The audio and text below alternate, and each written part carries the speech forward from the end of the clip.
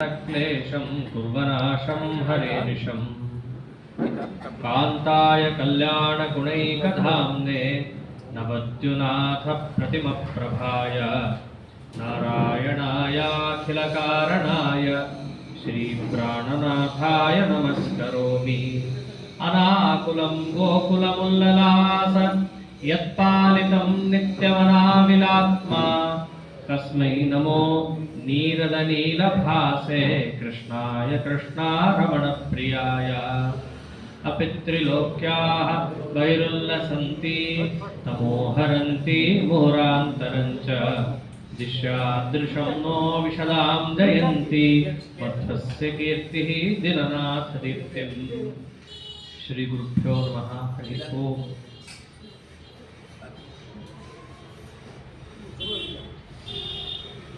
ನಾರಾಯಣ ದೇವರ ವಿಶೇಷವಾದ ಆದೇಶ,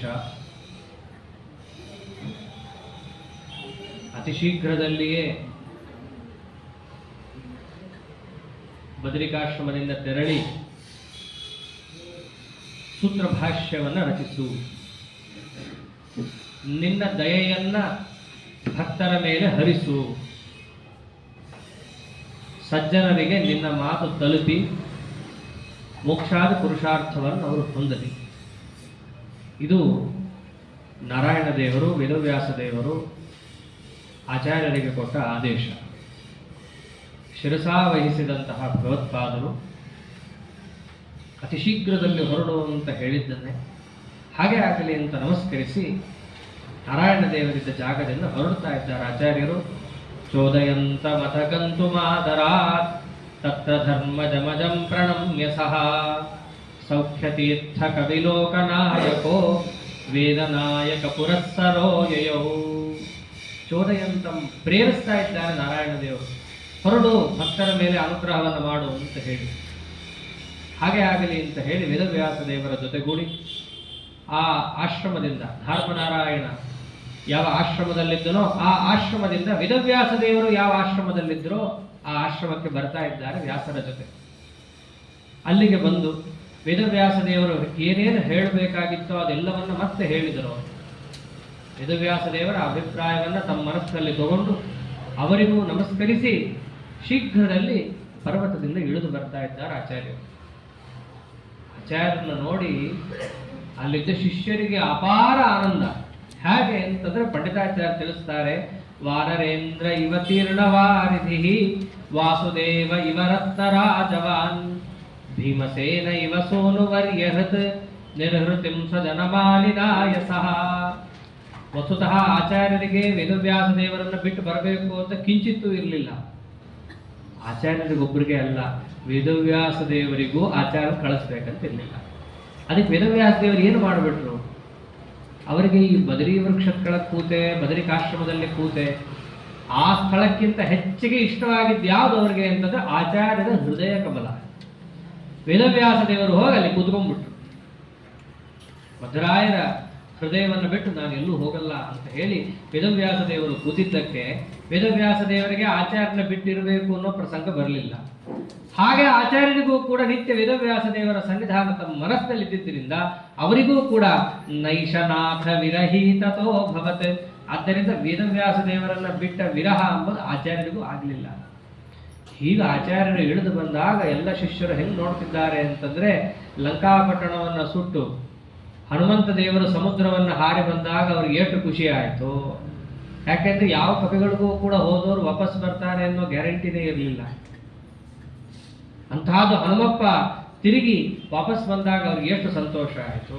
ಹಾಗೆ ಸೆಮಂತಕ ಮಣಿಯನ್ನು ಹೊತ್ತು ಕೃಷ್ಣ ಪರಮಾತ್ಮ ಯಾದವರಿಗೆ ಕಂಡಾಗ ಯಾದವರಿಗೆ ಎಷ್ಟು ಖುಷಿ ಆಯಿತು, ಅಷ್ಟು ಖುಷಿಯನ್ನು ಪಡ್ತಾ ಇದ್ದಾರೆ. ಯಾಕೆಂದ್ರೆ ಗುಹಾ ಬಾಗಿಲು ಹಾಕಿ ಬಂದ್ಬಿಟ್ಟಿದ್ರು ಅವರು.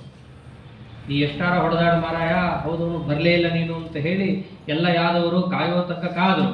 ಆಮೇಲೆ ಆ ಜಾಂಬವಂತ ಗುಹಾಗೆ ಒಂದು ಬಂಡೆ ಇಟ್ಟು ಬಂದೇ ಬಿಟ್ರು. ಅಂತಹದ್ದು ಕೃಷ್ಣ ಪರಮಾತ್ಮ ಸೆಮಂತಕ ಮಣಿಯನ್ನ ತಂದಾಗ ಯಾದವರಿಗೆ ಎಲ್ಲರಿಗೂ ಎಷ್ಟು ಖುಷಿ ಆಯಿತು, ಹಾಗೆ ಆಚಾರ್ಯನ ನೋಡ್ತಿದ್ದ ಹಾಗೇನೆ ಎಲ್ಲರಿಗೂ ಅಪಾರ ಆನಂದ ಆಗೋಗಿದೆ. ಆಚಾರ್ಯನೋ ಬರೋದು ಬಂದರು, ಆದರೆ ವೇದವ್ಯಾಸ ದೇವರ ಅಪ್ಪಣೆ ಇದೆ, ಅದನ್ನು ಪೂರ್ಣ ಮಾಡಬೇಕು. ಹೆಚ್ಚು ದಿವಸ ನಾವು ಬದರಿಕಾಶ್ರಮದಲ್ಲಿ ಇರೋ ಹಾಗಿಲ್ಲ, ಹೊರಡುತ್ತಿದ್ದೀವಿ ಅಂತ ಸುದ್ದಿ ಗೊತ್ತಾಗ್ತಿರ್ಲಿಕ್ಕೇನೆ ಮೊದಲೇ ಭಿಕ್ಷಾ ಬುಕ್ ಆಗೋಗಿತ್ತು ಎಷ್ಟೋ ಜನರು. ಆಚಾರ ಬರ್ತಾರಂತೆ, ನಾವು ಮಾಡಿಸ್ತೀವಿ ಅಂತ 5-6 ಮಂದಿ ಒಟ್ಟಿಗೆ ಬಂದರು. ವಸ್ತುತಃ ಒಂದು ದಿವಸ ಒಬ್ಬರ ಮನೆಯಲ್ಲಿ ಭಿಕ್ಷಾ ಅಂತ ಇದ್ದದ್ದು.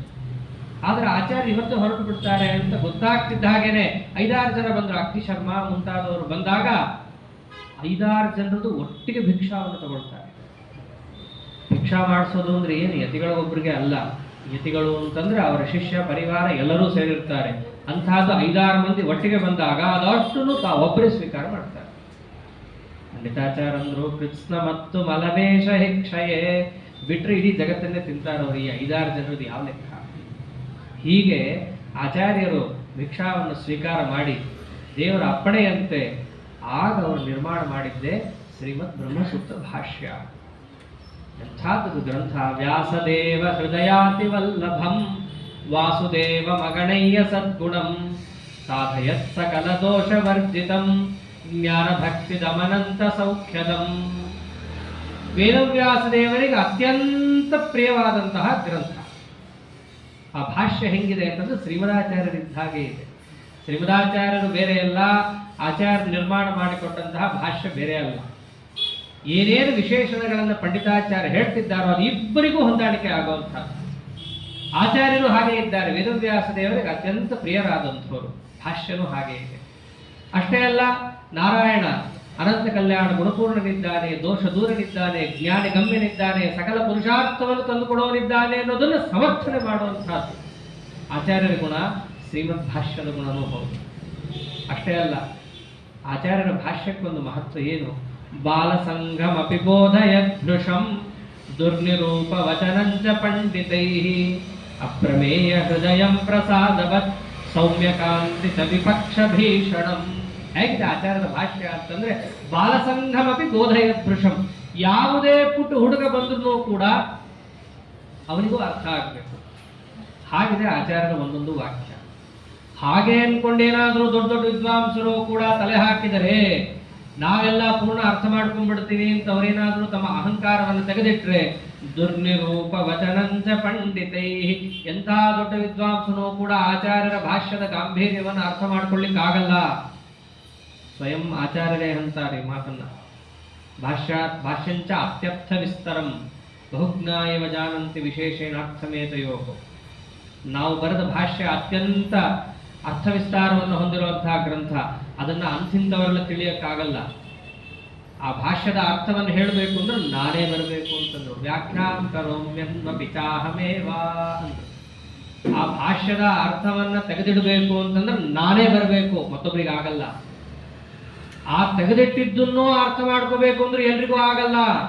ಟೀಕಾರಾಯರು ಅದನ್ನೇ ಅಂದ್ರು, ಪರಂ ಶ್ರೀಮತ್ ಪೂರ್ಣ ಪ್ರಮತಿ ಗುರುಕಾರುಣ್ಯ ಸರಣಿಂ ಪ್ರಪನ್ನಾಃ ಮಾನ್ಯಾಸ್ಮಃ ಕಿಮಪಿ ಚ ವದಂತೋಪಿ ಮಹತಾಂ. ಎಲ್ರಿಗೂ ಕೂಡ ಆಚಾರ್ಯರ ಮಾತು ಅರ್ಥ ಆಗೋದೇ ಇಲ್ಲ. ದೊಡ್ಡ ದೊಡ್ಡ ವಿದ್ವಾಂಸ ನನಗೆಲ್ಲ ಗೊತ್ತಿದೆ, ನಾ ವೇದ ಭಾಷ್ಯಕಾರ ಅಂತೆಲ್ಲ ಹೇಳಿ ಬಂದು ನೋಡಿದ್ರು ಆಚಾರ್ಯರ ವಾಕ್ಯವನ್ನ, ವಿದ್ಯಾರಣ್ಯ ಪ್ರಭೃತಿಗಳು, ಅರ್ಥವೇ ಆಗಲಿ. ಆಚಾರ್ಯರ ಮಾತು ಹಾಗಿದೆ. ನಾ ವಿದ್ವಾಂಸ ಅಂತ ಅಹಂಕಾರದಿಂದ ಬಂದು ನೋಡಿದ್ರೆ ಲವಲೇಶ ಅರ್ಥ ಆಗಲ್ಲ ಅವರಿಗೆ. ಅಷ್ಟು ಪುಣ್ಯ ಮೂರ್ತಿಗಳು ಬರೆದಂತಹ ಗ್ರಂಥ. ಅಷ್ಟೇ ಅಲ್ಲ, ಅದು ಹೇಗಿದೆ, ಅದು ಅಸ್ತದೋಷಣಮವಂಧ್ಯ ಭಾಷಣಂ ಲಕ್ಷಿತಂ ಸಕಲ ಲಕ್ಷಣೈ ಸಮಂ ಮಾನನೀಯಮಪಿ ನಾಕಿ ನಾಯಕೈಃ ರೂಪಮನ್ಯದಿವ ಧನ್ಯಮಾತ್ಮನಃ.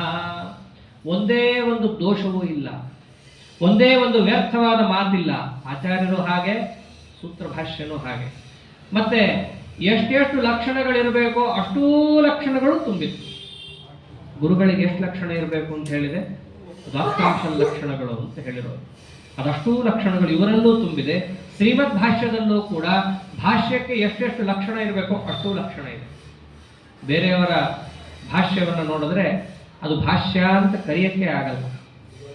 ಸೂತ್ರಾರ್ಥೋ ವರ್ಣ್ಯತೆ ಯತ್ರ ಪದೈಃ ಸೂತ್ರಾನುಕಾರಿಭಿಃ ಸ್ವಪದಾನಿ ಚ ವರ್ಣ್ಯಂತೆ ಭಾಷ್ಯಂ ಭಾಷ್ಯವಿದೋ ವಿದುಃ ಅಂತ ಭಾಷ್ಯ ಲಕ್ಷಣ. ಸೂತ್ರದ ಅರ್ಥ ಹೇಳ್ತಿರ್ಬೇಕು. ಹೇಳುವಾಗ ನಾವು ಬಳಸೋ ಮಾತು ಸೂತ್ರದ ಶಬ್ದಕ್ಕೆ ಅನುಕಾರಿಯಾಗಿರಬೇಕು. ಅಷ್ಟೇ ಅಲ್ಲ, ತಾವು ಹೇಳಿದ ಅರ್ಥ ಏನಿದೆ ಅದು ಪ್ರಮಾಣಬದ್ಧವಾಗಿದೆ ಅಂತ ತಿಳಿಸಕ್ಕೆ ಪ್ರಮಾಣ ವಾಕ್ಯಗಳನ್ನು ಕೊಡಬೇಕು. ಹೀಗಿದ್ರೆ ಮಾತ್ರ ಅದನ್ನು ಭಾಷ್ಯ ಅಂತ ಕರೀತಾರೆ. ಸೂತ್ರ ಒಂದು ಹೇಳ್ತಿರೋಣ, ಅದನ್ನು ತಿಳಿಸುವಾಗ ಸೂತ್ರಕ್ಕೆ ಅನುಕಾರಿ ಎಲ್ಲದ ಪದ ಬಳಸಿದ್ರೂ ಕೂಡ ಅದು ಭಾಷ್ಯ ಅಂತ ಕರೆಸ್ಕೊಳ್ಳಲ್ಲ. ಆಚಾರ್ಯರ ಪ್ರತಿಯೊಂದು ಸೂತ್ರಕ್ಕೆ ಇರುವ ಭಾಷ್ಯ ವಾಕ್ಯವನ್ನು ನೋಡಿದಾಗ ಇದು ಸ್ಪಷ್ಟ ಆಗುತ್ತೆ. ತುಂಬ ಚೆನ್ನಾಗಿರುವಂತಹ ಗ್ರಂಥ ಶ್ರೀಮದ್ ಭಾಷ್ಯ. ಆ ಥರ ಭಾಷ್ಯ ಜಗತ್ತಲ್ಲಿ ಇಲ್ಲವೇ ಇಲ್ಲ. ಅದಕ್ಕೆ ಟೀಕಾಕೃತ್ಪಾದರು ತೋರಿಸುವಂತಹ ತತ್ವಪ್ರಕಾಶಿಕಾದಲ್ಲಿ ಯಾಕೆ ಆಚಾರ್ಯರು ಇಲ್ಲಿ ಚಶಬ್ದ ಆಡಿದ್ರು, ಯಾಕೆ ಇಲ್ಲಿ ಹೀಗಂದ್ರು, ಒಂದೊಂದು ಅಕ್ಷರವನ್ನು ಟೀಕಾಕೃತ್ಪಾದರು ತೆಗೆದಿಡ್ತಾ ಬರ್ತಾರಲ್ಲ, ಅವಾಗ ನಮಗೆ ಆಚಾರ್ಯರ ಅರ್ಥ ಏನು ಅಂತ ಗೊತ್ತಾಗುತ್ತೆ. ಅದಕ್ಕೆ ವ್ಯಾಸರಾಜರಂದ್ರು ಆನಂದ ತೀರ್ಥೋಪದಿಷ್ಟ ನಿಧಿರ್ ನಾರಾಯಣಾಹ್ವಯ ಪ್ರದರ್ಶಿತೋ ಏನ ಸಮ್ಯಕ್ ಜಯತೀರ್ಥಂ ತಮಾಶ್ರಯೇ ಅಂತ. ಆನಂದ ತೀರ್ಥ ಭಗವತ್ಪಾದಾಚಾರ್ಯರು ಭಾಷ್ಯ ಅನ್ನೋ ಗ್ರಂಥ ಮುಂತಾದವುಗಳ ಮುಖೇನ ನಾರಾಯಣ ದೇವರು ಅನ್ನೋ ನಿಧಿಯನ್ನು ತಂದು ಕೊಟ್ಟರು. ಅದನ್ನು ತೋರಿಸಿದ್ಯಾರು ನಮ್ಗದನ್ನ? ಆ ಭಾಷ್ಯದ ಮಹತ್ವವನ್ನು ಜಗತ್ತಿಗೆ ಹೇಳ್ಕೊಟ್ಟಿದ್ಯಾರು? ಟೀಕಾಕೃತ್ಪಾದರು. ಅವರೊಬ್ರು ಇರಲಿಲ್ಲ ಅಂತಂದಿದ್ರೆ ಆಚಾರ್ಯರ ಮಹತ್ವ ಗೊತ್ತೇ ಆಗ್ತಾ ಇರಲಿಲ್ಲ ನಮಗೆ. ಯಾಕೆಂದ್ರೆ ಅಷ್ಟು ಗಂಭೀರವಾಗಿದೆ ಆಚಾರ್ಯರ ಮಾತಲ್ಲಿ. ಭಾಷ್ಯಕ್ಕೆ ಎಷ್ಟೆಷ್ಟು ಬೇರೆಯವರು ಭಾಷ್ಯ ನೋಡಿ ನಮ್ಮ ಭಾಷ್ಯ ನೋಡಿದ್ರೆ ನಮಗೆ ಬಿಡ್ರಿ, ಆ ಕಾಲದಲ್ಲಿ ಅಚ್ಯುತ ಪ್ರೇಕ್ಷಾಚಾರ್ಯರಿಗೆ ಹಿಡಿಸಲಿಲ್ಲ. ಮುಂದೆ ಬರುತ್ತೆ ಅದೇ ಚರಿತ್ರೆ. ಹೀಗೆ ಆಚಾರ್ಯರು ಏನು ಭಾಷ್ಯಕ್ಕೆ ಲಕ್ಷಣಗಳಿದೆಯೋ ಅದೆಲ್ಲ ಲಕ್ಷಣಗಳಿಂದಲೂ ತುಂಬಿರುವಂತಹ ಉತ್ಕೃಷ್ಟತಮವಾದ ಗ್ರಂಥವನ್ನು ಮಾಡಿ, ಅದು ಹೇಗಿದೆ ಆ ಗ್ರಂಥ ಅಂದರೆ ರೂಪಮನ್ಯ ದಿವ ಧನ್ಯಮಾತ್ಮನಃ. ಆಚಾರ್ಯರ ರೂಪ ಹೇಗಿದೆಯೋ ಶ್ರೀಮದ್ ಭಾಷ್ಯ ಹಾಗಿದೆ. ಯಾರ್ದಾರು ಮನೆಯಲ್ಲಿ ಆಚಾರ್ಯರ ಫೋಟೋ ಇದ್ದರೆ ಏನು ಖುಷಿ ಪಡ್ತಾರೋ ಇಲ್ವೋ ಗೊತ್ತಿಲ್ಲ. ಆಚಾರ್ಯರು ಇಲ್ಲೇ ಒಂದು ರೂಪದಲ್ಲಿ ಇದ್ದಾರೆ, ಹನುಮಪ್ಪ ವ್ಯಾಸರಾಜರೇ ತಂದು ಕೂಡಿಸಿರೋದು. ಯಾರ್ದಾರ ಮನೆಯಲ್ಲಿ ಆಚಾರ್ಯ ಫೋಟೋ ಇಟ್ಕೊಂಡಿರ್ತಾರೆ, ಅವ್ರ ಸ್ಮರಣೆ ಬರಲಿ ಅಂತ. ಆ ಫೋಟೋ ಜೊತೆಗೆ ಆಚಾರ್ಯರು ನಿರ್ಮಾಣ ಮಾಡಿದಂತಹ ಶ್ರೀಮದ್ ಬ್ರಹ್ಮಸೂತ್ರ ಭಾಷ್ಯ ಆ ಗ್ರಂಥವನ್ನು ಇಟ್ಕೋಬೇಕು. ಅದು ಆಚಾರ್ಯರ ಸಾಕ್ಷಾತ್ ಪ್ರತೀಕ. ಅವರೇ ಹೇಳ್ತಾರೆ ರೂಪಮನ್ಯದಿವ ಧನ್ಯಮಾತ್ಮನಃ. ತಮ್ಮ ಧನ್ಯತಮವಾದಂತಹ ರೂಪ ಏನಿದೆ ಅದೇ ಆಚಾರ್ಯರ ಶ್ರೀಮದ್ ಭಾಷ್ಯ ಗ್ರಂಥ. ನಿತ್ಯ ಏನಾಗುತ್ತೋ ಬಿಡುತ್ತೋ ಅದಕ್ಕೊಂದು ನಮಸ್ಕಾರ ಅಂತ ಹಾಕ್ಬೇಕು ಆ ಗ್ರಂಥಕ್ಕೆ. ಇಂತಹ ಅದ್ಭುತವಾದ ಗ್ರಂಥವನ್ನು ಬರಕೊಟ್ಟಂಥವ್ರು ಅದು ಏನು ಮಾಡ್ತಾ ಇದೆ ಆ ಗ್ರಂಥ? ಏಕವಿಂಶತಿ ಕುಭಾಷ್ಯ ದೂಷಕಂ ಬ್ರಹ್ಮಸೂತ್ರ ಗಣಭಾಷ್ಯಮದ್ಭುತಂ ಅಪ್ಯದೂಷ್ಯ ಮತನೋದನಂತಧೀ ಭೂತ ಭಾವಿ ಭವದಾತ್ಮಭಿಕ್ವಚಿತ್. 21 ಕುಭಾಷ್ಯಗಳನ್ನೂ ಕೂಡ ಮೂಲೋತ್ಪಾಟನೆಯನ್ನು ಮಾಡಿದಂತಹ ದಿವ್ಯ ಗ್ರಂಥ. ಇಂಥ ಶ್ರೀಮದ್ ಭಾಷ್ಯಕ್ಕೆ ಉತ್ತರ ಕೊಡ್ತೀನಿ ಅಥವಾ ಅದರ ಮೇಲೆ ಖಂಡನ ಬರಿತೀನಿ ಅಂತ ಹಿಂದಾಗಿಲ್ಲ, ಅವ್ರ ಕೈಲಿ ಆಗಲ್ಲ, ಮುಂದಿನ ಕಾಲದವ್ರ ಕೈಲೂ ಆಗಲ್ಲ. ಭೂತ ಭಾವಿ ಭವದಾತ್ಮಭಿಕ್ವಚಿತ್ ಅಂತಹ ಉತ್ಕೃಷ್ಟತಮವಾದಂತಹ ಶ್ರೀಮದ್ ಭಾಷ್ಯವನ್ನ ಆಚಾರ್ಯರು ಯಾರ ಕೈಲಿ ಬರ್ಸಿದ್ರು? ಗಾಂಗ ಮಂಗಲ ತರಂಗ ಭಂಗದ ಪ್ರಾಂತ ಸುಶ್ರೀ ಹರಿವೇಶ್ಮ ಕೃತ್ ಸಮಃ ಯದ್ಗದೈಕ ತಮ ವರ್ಣ ಲೇಖಕ ಸತ್ಯತೀರ್ಥ ಇಹ ಭಾಷ್ಯ ಮಾಲಿಕತ್. ಆಚಾರ್ಯರು ಬದಲಿಗೆ ಹೋಗ್ಬೇಕಾದ್ರೆ ಅವರಿಂದ ಓಡ್ಕೊಂಡು ಹೋಗಿದ್ರು ಸತ್ಯತೀರ್ಥರು. ಅದಕ್ಕೆ ಅವ್ರಿಗೆ ಅನುಗ್ರಹ ಮಾಡಲಿಕ್ಕೆ ಅಂತ ಹೇಳಿ ಅವರ ಕೈಯಲ್ಲೇ ಆಚಾರ್ಯರು ಭಾಷ್ಯ ಬರೆಸ್ತಾರೆ, ಅವರೊಬ್ಬರ ಕೈಯಲ್ಲೇ ಬರೆಸ್ತಾರೆ. ಭಾಷ್ಯದ ಒಂದೊಂದು ಅಕ್ಷರವನ್ನು ಬರೆದ್ರೆ ಎಷ್ಟು ಪುಣ್ಯ ಅಂತ ವಿವರಣೆ ಕೊಡ್ತಾರೆ ಪಂಡಿತಾಚಾರ್ಯರು. ಕೇಳಿದ್ರೆ ರೋಮಾಂಚನ ಆಗತ್ತೆ. ಗಂಗಾ ತೀರದಲ್ಲಿ ಗಂಗಾ ನದಿಯ ಅಲೆಗಳು ಬಂದು ತಾಗ್ತಾ ಇರಬೇಕು ಮೆಟ್ಟಲಿಗೆ. ಅಂಥ ಮೆಟ್ಟಲುಗಳಿಂದ ಕೂಡಿದಂತಹ ಒಂದು ವಿಷ್ಣು ದೇವಾಲಯ. ಆ ವಿಷ್ಣು ದೇವಾಲಯದಲ್ಲಿ ಎಲ್ಲಾ ಪರಿಕರಗಳನ್ನು ಇಟ್ಟು ಎಲ್ಲಾ ವ್ಯವಸ್ಥೆಯನ್ನು ಮಾಡಿಸಿ ದೇವಾಲಯವನ್ನು ಕಟ್ಟಿಸಿದಂತಹ ಒಬ್ಬ ವ್ಯಕ್ತಿಗೆ ಏನು ಪುಣ್ಯನೋ ಆಚಾರ್ಯನ ಶ್ರೀಮದ್ ಭಾಷ್ಯದ ಒಂದು ಅಕ್ಷರವನ್ನು ತಿಳ್ಕೊಂಡು ಬರೆದು ಅಷ್ಟು ಪುಣ್ಯ ಇದೆ. ಯದ್ಗತ ಏಕತಮ ವರ್ಣಲೇಖಕ, ಒಂದೇ ಒಂದು ಅಕ್ಷರವನ್ನು ಬರೆದವನಿಗೆ ಅಷ್ಟು ದೊಡ್ಡ ಪುಣ್ಯ ಇದೆ. ಆಚಾರ್ಯರ ಭಾಷ್ಯಕ್ಕೆ ಎಷ್ಟು ಮಹತ್ವ ಇದೆ. ಅಂಥದ್ದು ಇಡೀ ಶ್ರೀಮದ್ ಭಾಷ್ಯವನ್ನ ಆಚಾರ್ಯರು ಸತ್ಯತೀರ್ಥರ ಕೈಯಲ್ಲಿ ಬರೆಸಿದ್ರು. ಎಷ್ಟು ಮಹಾನುಭಾವರಿರ್ಬೇಕು ಸತ್ಯತೀರ್ಥರು.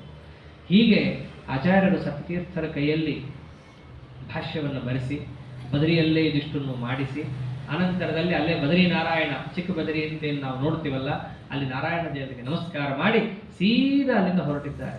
ನಾನಾ ದೇಶವನ್ನು ಸಂಚಾರ ಮಾಡಿ ಗೋದಾ ತೀರಕ್ಕೆ ಬಂದಿದ್ದಾರೆ. ಗೋದಾ ತೀರಕ್ಕೆ ಬಂದಾಗ ಅಲ್ಲೊಂದು ಸಭಾ ಅಂತಂದ್ರೆ ಅಲ್ಲಿ ನಾನಾ ತರಹದ ವಿದ್ವಾಂಸರು, ಕೆಲವರು ಜ್ಞಾನಕ್ಕೆ ಬಂದು ಕೆಲವರು ದುಡ್ಡಿಗೆ ಬಂದಿರ್ತಾರೆ. ಅಲ್ಲಿ ಎಂಥ ದೊಡ್ಡ ವಿದ್ವತ್ ಸಭಾ ಅಂತಂದ್ರೆ ಅಲ್ಲಿ ಪ್ರವೇಶ ಮಾಡಬೇಕಂದ್ರೆ ಕನಿಷ್ಠ 18 ವೇದ ಶಾಖೆಯನ್ನ ಅವನು ಬಲ್ಲವನಾಗಿರ್ಬೇಕು. ಅದೇ ಎಂಟ್ರಿ ಫೀಸ್ ಇದ್ದಂಗೆ. ಬಾಗಿಲಲ್ಲೆಲ್ಲ ನಿಂತಿರ್ತಾರೆ ವಿದ್ವಾಂಸರು, ಅವ್ರು ಪರೀಕ್ಷೆ ಮಾಡೇ ಒಳಗೆ ಕಳಿಸ್ಬೇಕು ಅವರನ್ನ. ಆಚಾರ್ಯರು ಅಲ್ಲಿ ಹೋದರು. ಸ್ವಾಮಿಗಳಾದ್ರೇನು ಯಾರಾದ್ರೇನು, ವಿದ್ವತ್ ಸಭಾ ಅಂದ್ರೆ ವಿದ್ವಾಂಸರಿಗದಿರೋ ಸಭಾ. ಸ್ವಾಮಿಗಳಾದ್ರೆ ನಿಮ್ಮ ಮಠದಲ್ಲಿರ್ರಿ, ಇಲ್ಲಿಗೆ ಬರ್ಬೇಕಂದ್ರೆ ಪರೀಕ್ಷಾ ಆಗಬೇಕು. ಏನು ಪರೀಕ್ಷಾ? 18 ವೇದ ಶಾಖೆ ಗೊತ್ತಿಲ್ಲ. ಇವರ ಅನಂತ ವೈ ವೇದಾಹ, ಅನಂತ ವೇದ ಶಾಖೆಗಳನ್ನು ಬಲ್ಲಂತ ಆಚಾರ್ಯರಿಗೆ 18 ಏನು 81 ಹೇಳ್ತೀನಿ ನಿಂತು.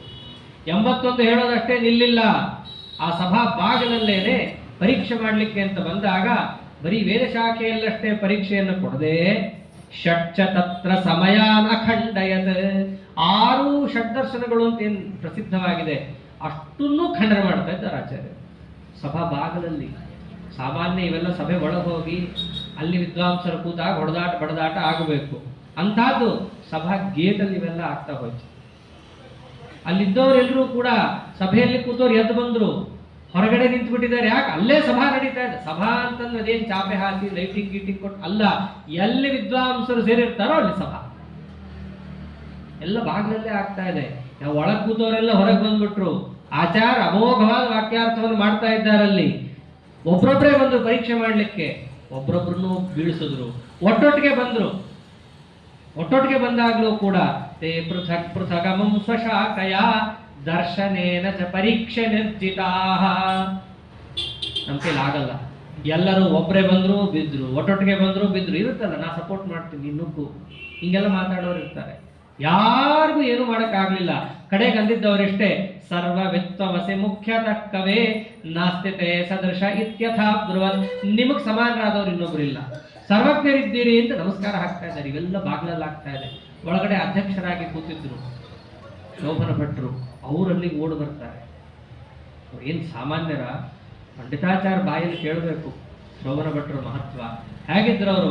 ಯಸ್ತು ತಾರ್ಕಿಕ ಶಿಖಾಮಣಿ ಸುಧೀ ವರ್ತಮಾನ ಸಮಯ ನಿರಾಕರೋತ್ ವೇದ ಭಾರತ ಪುರಾಣ ನಿಷ್ಠಿತ ಭಾಷ್ಯಮೇತದ ಶೃಣೋತ್ಸಮತ್ವತಃ. ವಾಕ್ಯಾರ್ಥ ಮಾಡೋ ಪ್ರಮೇಯನೇ ಇಲ್ಲ ಶೋಭನ ಭಟ್ರಿಗೆ. ಮೊದಲೇ ಅವರು ತಾರ್ಕಿಕ ಶಿಖಾಮಣಿಗಳು. ಆಗಿನ ಕಾಲದಲ್ಲಿ ಯಾವ್ಯಾವ ದುರ್ಮತಗಳು ಅಂತಿದ್ವು ಅದೆಲ್ಲವನ್ನ ಅವರೇ ಖಂಡನೆ ಮಾಡಾಕ್ಬಿಟ್ಟಿದ್ರು.